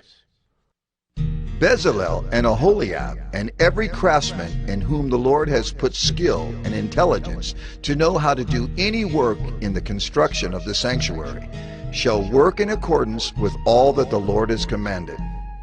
And Moses called Bezalel and Aholiab and every craftsman in whose mind the Lord had put skill, everyone whose heart stirred him up to come to do the work. And they received from Moses all the contribution that the people of Israel had brought for doing the work on the sanctuary. They still kept bringing him free will offerings every morning, so that all the craftsmen who were doing every sort of task on the sanctuary came, each from the task that he was doing, and said to Moses, "The people bring much more than enough for doing the work that the Lord has commanded us to do." So Moses gave command, and word was proclaimed throughout the camp. Let no man or woman do anything more for the contribution for the sanctuary. So the people were restrained from bringing, for the material they had was sufficient to do all the work, and more. And all the craftsmen among the workmen made the tabernacle with 10 curtains. They were made of fine twined linen, and blue and purple and scarlet yarns, with cherubim skillfully worked. The length of each curtain was 28 cubits, and the breadth of each curtain 4 cubits. All the curtains were the same size. He coupled 5 curtains to one another, and the other 5 curtains he coupled to one another. He made loops of blue on the edge of the outermost curtain of the first set. Likewise, he made them on the edge of the outermost curtain of the second set. He made 50 loops on the one curtain, and he made 50 loops on the edge of the curtain that was in the second set. The loops were opposite one another. And he made 50 clasps of gold, and coupled the curtains one to the other with clasps. So the tabernacle was a single whole. He also made curtains of goat's hair for a tent over the tabernacle. He made 11 curtains. The length of each curtain was 30 cubits, and the breadth of each curtain 4 cubits. The 11 curtains were the same size. He coupled 5 curtains by themselves, and 6 curtains by themselves. And he made 50 loops on the edge of the outermost curtain of the one set, and 50 loops on the edge of the other connecting curtain. And he made 50 clasps of bronze to couple the tent together, that it might be a single whole. And he made for the tent a covering of tanned ram skins and goat skins. Then he made the upright frames for the tabernacle of acacia wood. 10 cubits was the length of a frame, and 1.5 cubits the breadth of each frame. Each frame had 2 tenons for fitting together. He did this for all the frames of the tabernacle. The frames for the tabernacle he made thus: 20 frames for the south side, and he made 40 bases of silver under the 20 frames, 2 bases under one frame for its 2 tenons, and 2 bases under the next frame for its 2 tenons. For the second side of the tabernacle, on the north side, he made 20 frames and their 40 bases of silver, 2 bases under one frame and 2 bases under the next frame. For the rear of the tabernacle westward, he made 6 frames. He made 2 frames for corners of the tabernacle in the rear. And they were separate beneath, but joined at the top, at the first ring. He made 2 of them this way for the 2 corners. There were 8 frames with their bases of silver, 16 bases under every frame, 2 bases. He made bars of acacia wood, 5 for the frames of the one side of the tabernacle, and 5 bars for the frames of the other side of the tabernacle, and 5 bars for the frames of the tabernacle at the rear westward. And he made the middle bar to run from end to end, halfway up the frames. And he overlaid the frames with gold, and made their rings of gold for holders for the bars, and overlaid the bars with gold. He made the veil of blue and purple and scarlet yarns and fine twined linen. With cherubim skillfully worked into it he made it. And for it he made 4 pillars of acacia, and overlaid them with gold. Their hooks were of gold, and he cast for them 4 bases of silver. He also made a screen for the entrance of the tent, of blue and purple and scarlet yarns and fine twined linen, embroidered with needlework, and its 5 pillars with their hooks. He overlaid their capitals, and their fillets were of gold, but their 5 bases were of bronze.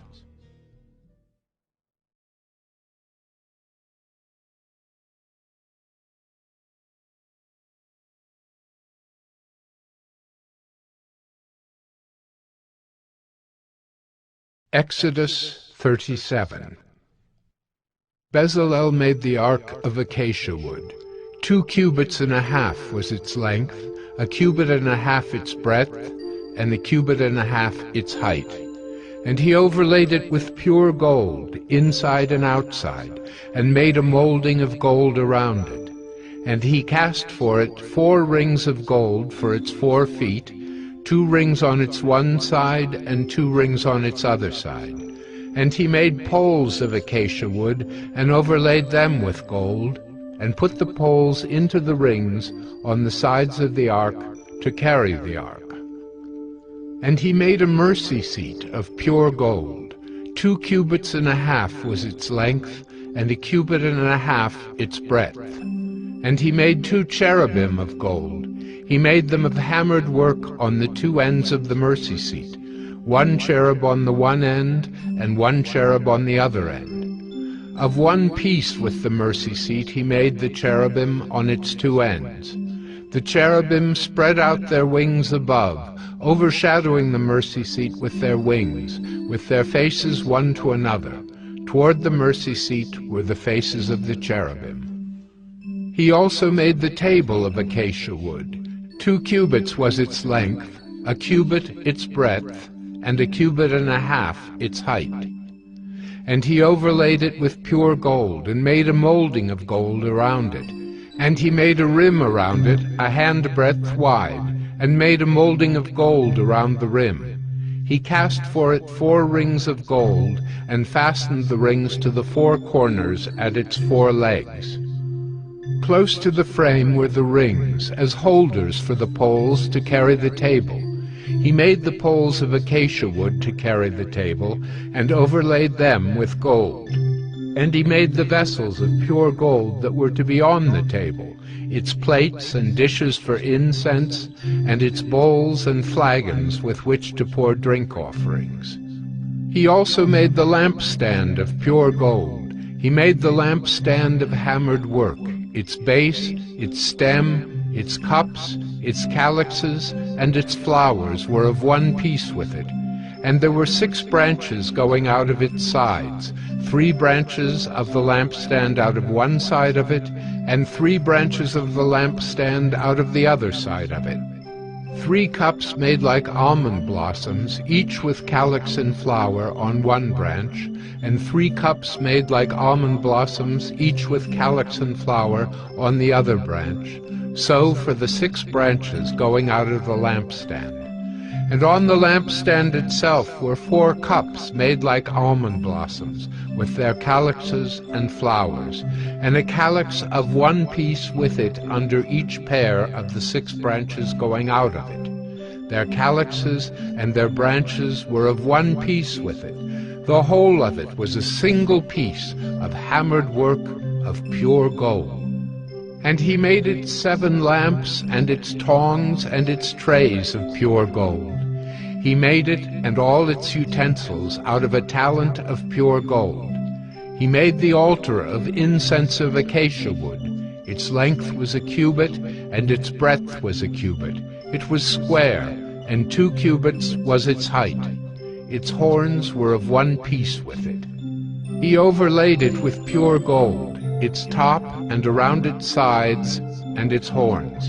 And he made a molding of gold around it, and made 2 rings of gold on it under its molding, on 2 opposite sides of it, as holders for the poles with which to carry it. And he made the poles of acacia wood, and overlaid them with gold. He made the holy anointing oil also, and the pure fragrant incense, blended as by the perfumer.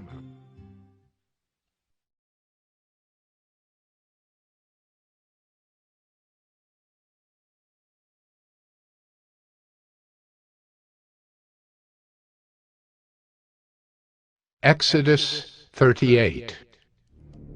He made the altar of burnt offering of acacia wood.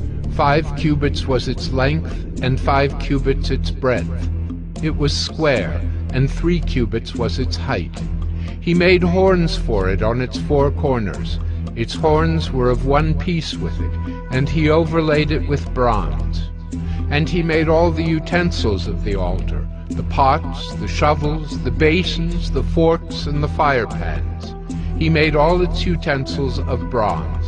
And he made for the altar a grating, a network of bronze under its ledge, extending halfway down. He cast 4 rings on the 4 corners of the bronze grating as holders for the poles.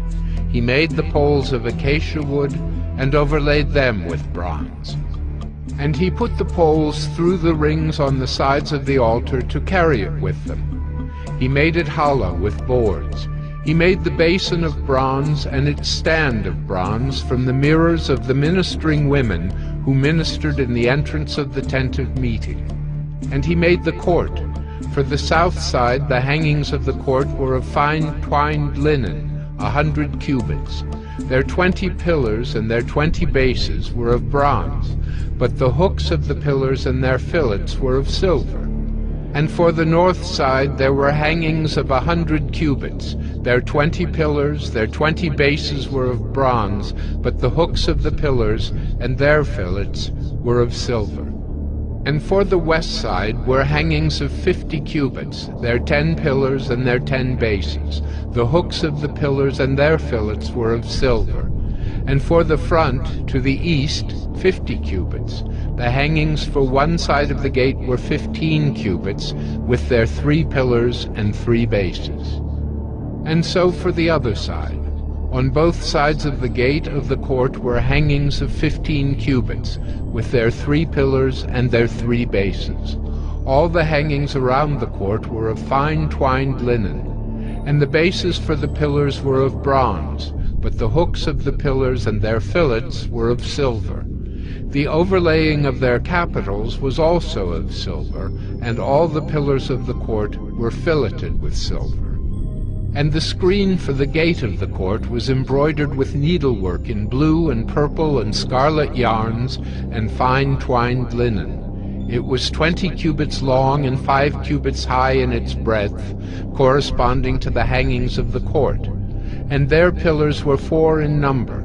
Their 4 bases were of bronze, their hooks of silver, and the overlaying of their capitals and their fillets of silver. And all the pegs for the tabernacle and for the court all around were of bronze.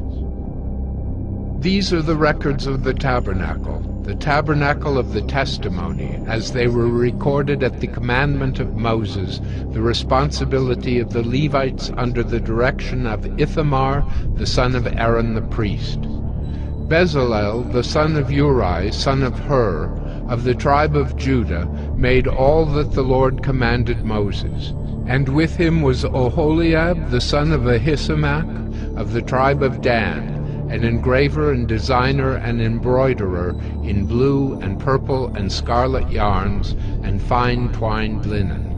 All the gold that was used for the work in all the construction of the sanctuary, the gold from the offering, was 29 talents and 730 shekels by the shekel of the sanctuary. The silver from those of the congregation who were recorded was 100 talents and 1,775 shekels by the shekel of the sanctuary. A beka a head, that is half a shekel by the shekel of the sanctuary, for everyone who is listed in the records from 20 years old and upward, for 603,550 men. The 100 talents of silver were for casting the bases of the sanctuary and the bases of the veil. 100 bases for the 100 talents, a talent a base. And of the 1,775 shekels he made hooks for the pillars, and overlaid their capitals, and made fillets for them. The bronze that was offered was 70 talents and 2,400 shekels. With it he made the bases for the entrance of the tent of meeting, the bronze altar, and the bronze grating for it, and all the utensils of the altar, the bases around the court, and the bases of the gate of the court, all the pegs of the tabernacle, and all the pegs around the court.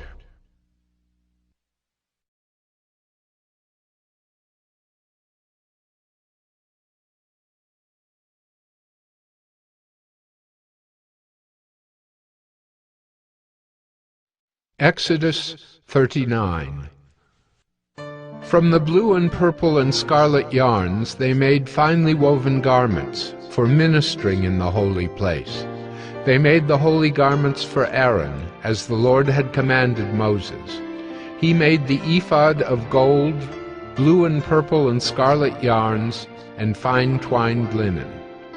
And they hammered out gold leaf, and he cut it into threads, to work into the blue and purple and the scarlet yarns, and into the fine twined linen in skilled design.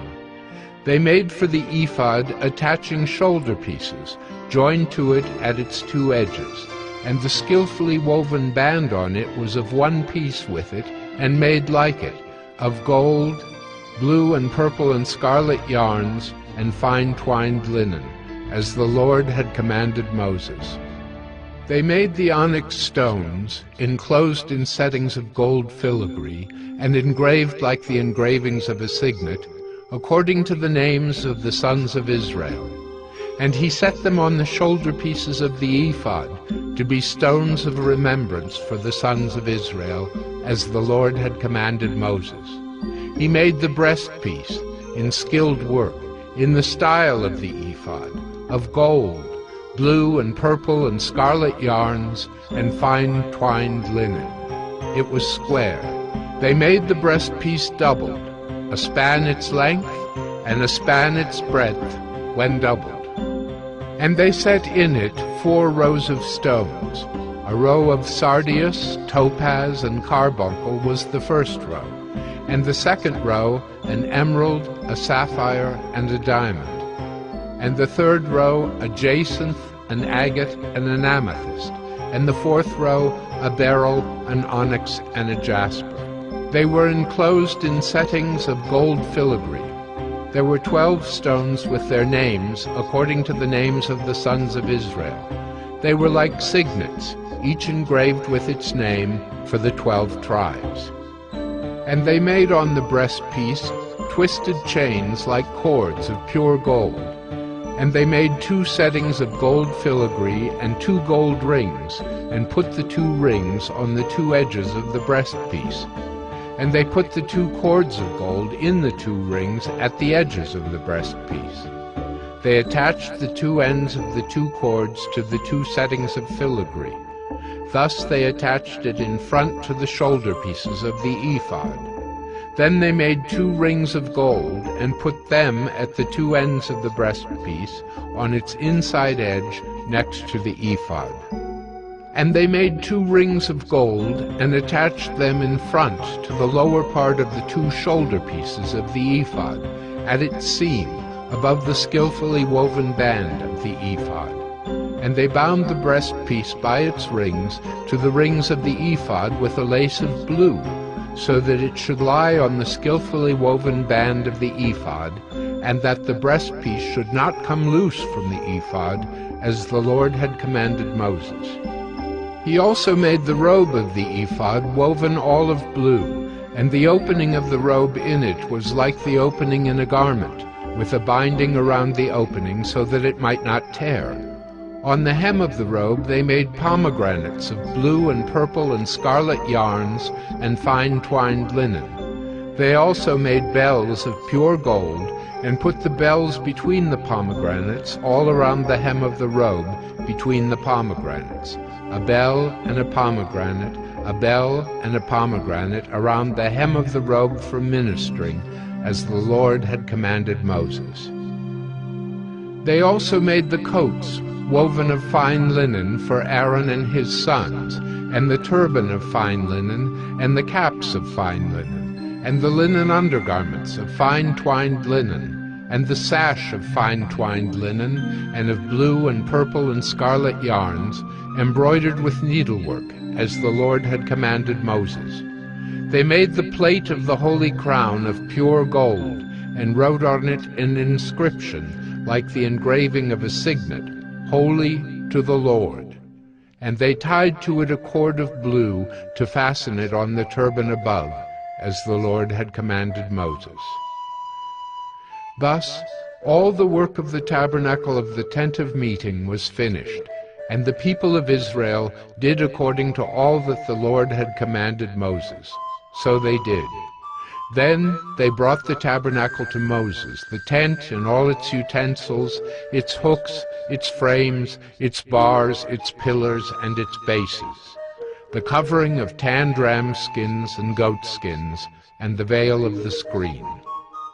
The ark of the testimony with its poles and the mercy seat, the table with all its utensils, and the bread of the presence, the lampstand of pure gold, and its lamps with the lamp set, and all its utensils, and the oil for the light, the golden altar, the anointing oil, and the fragrant incense, and the screen for the entrance of the tent, the bronze altar and its grating of bronze, its poles and all its utensils, the basin and its stand, the hangings of the court, its pillars and its bases, and the screen for the gate of the court, its cords and its pegs, and all the utensils for the service of the tabernacle, for the tent of meeting. The finely worked garments for ministering in the holy place, the holy garments for Aaron the priest, and the garments of his sons for their service as priests. According to all that the Lord had commanded Moses, so the people of Israel had done all the work. And Moses saw all the work, and behold, they had done it. As the Lord had commanded, so had they done it. Then Moses blessed them.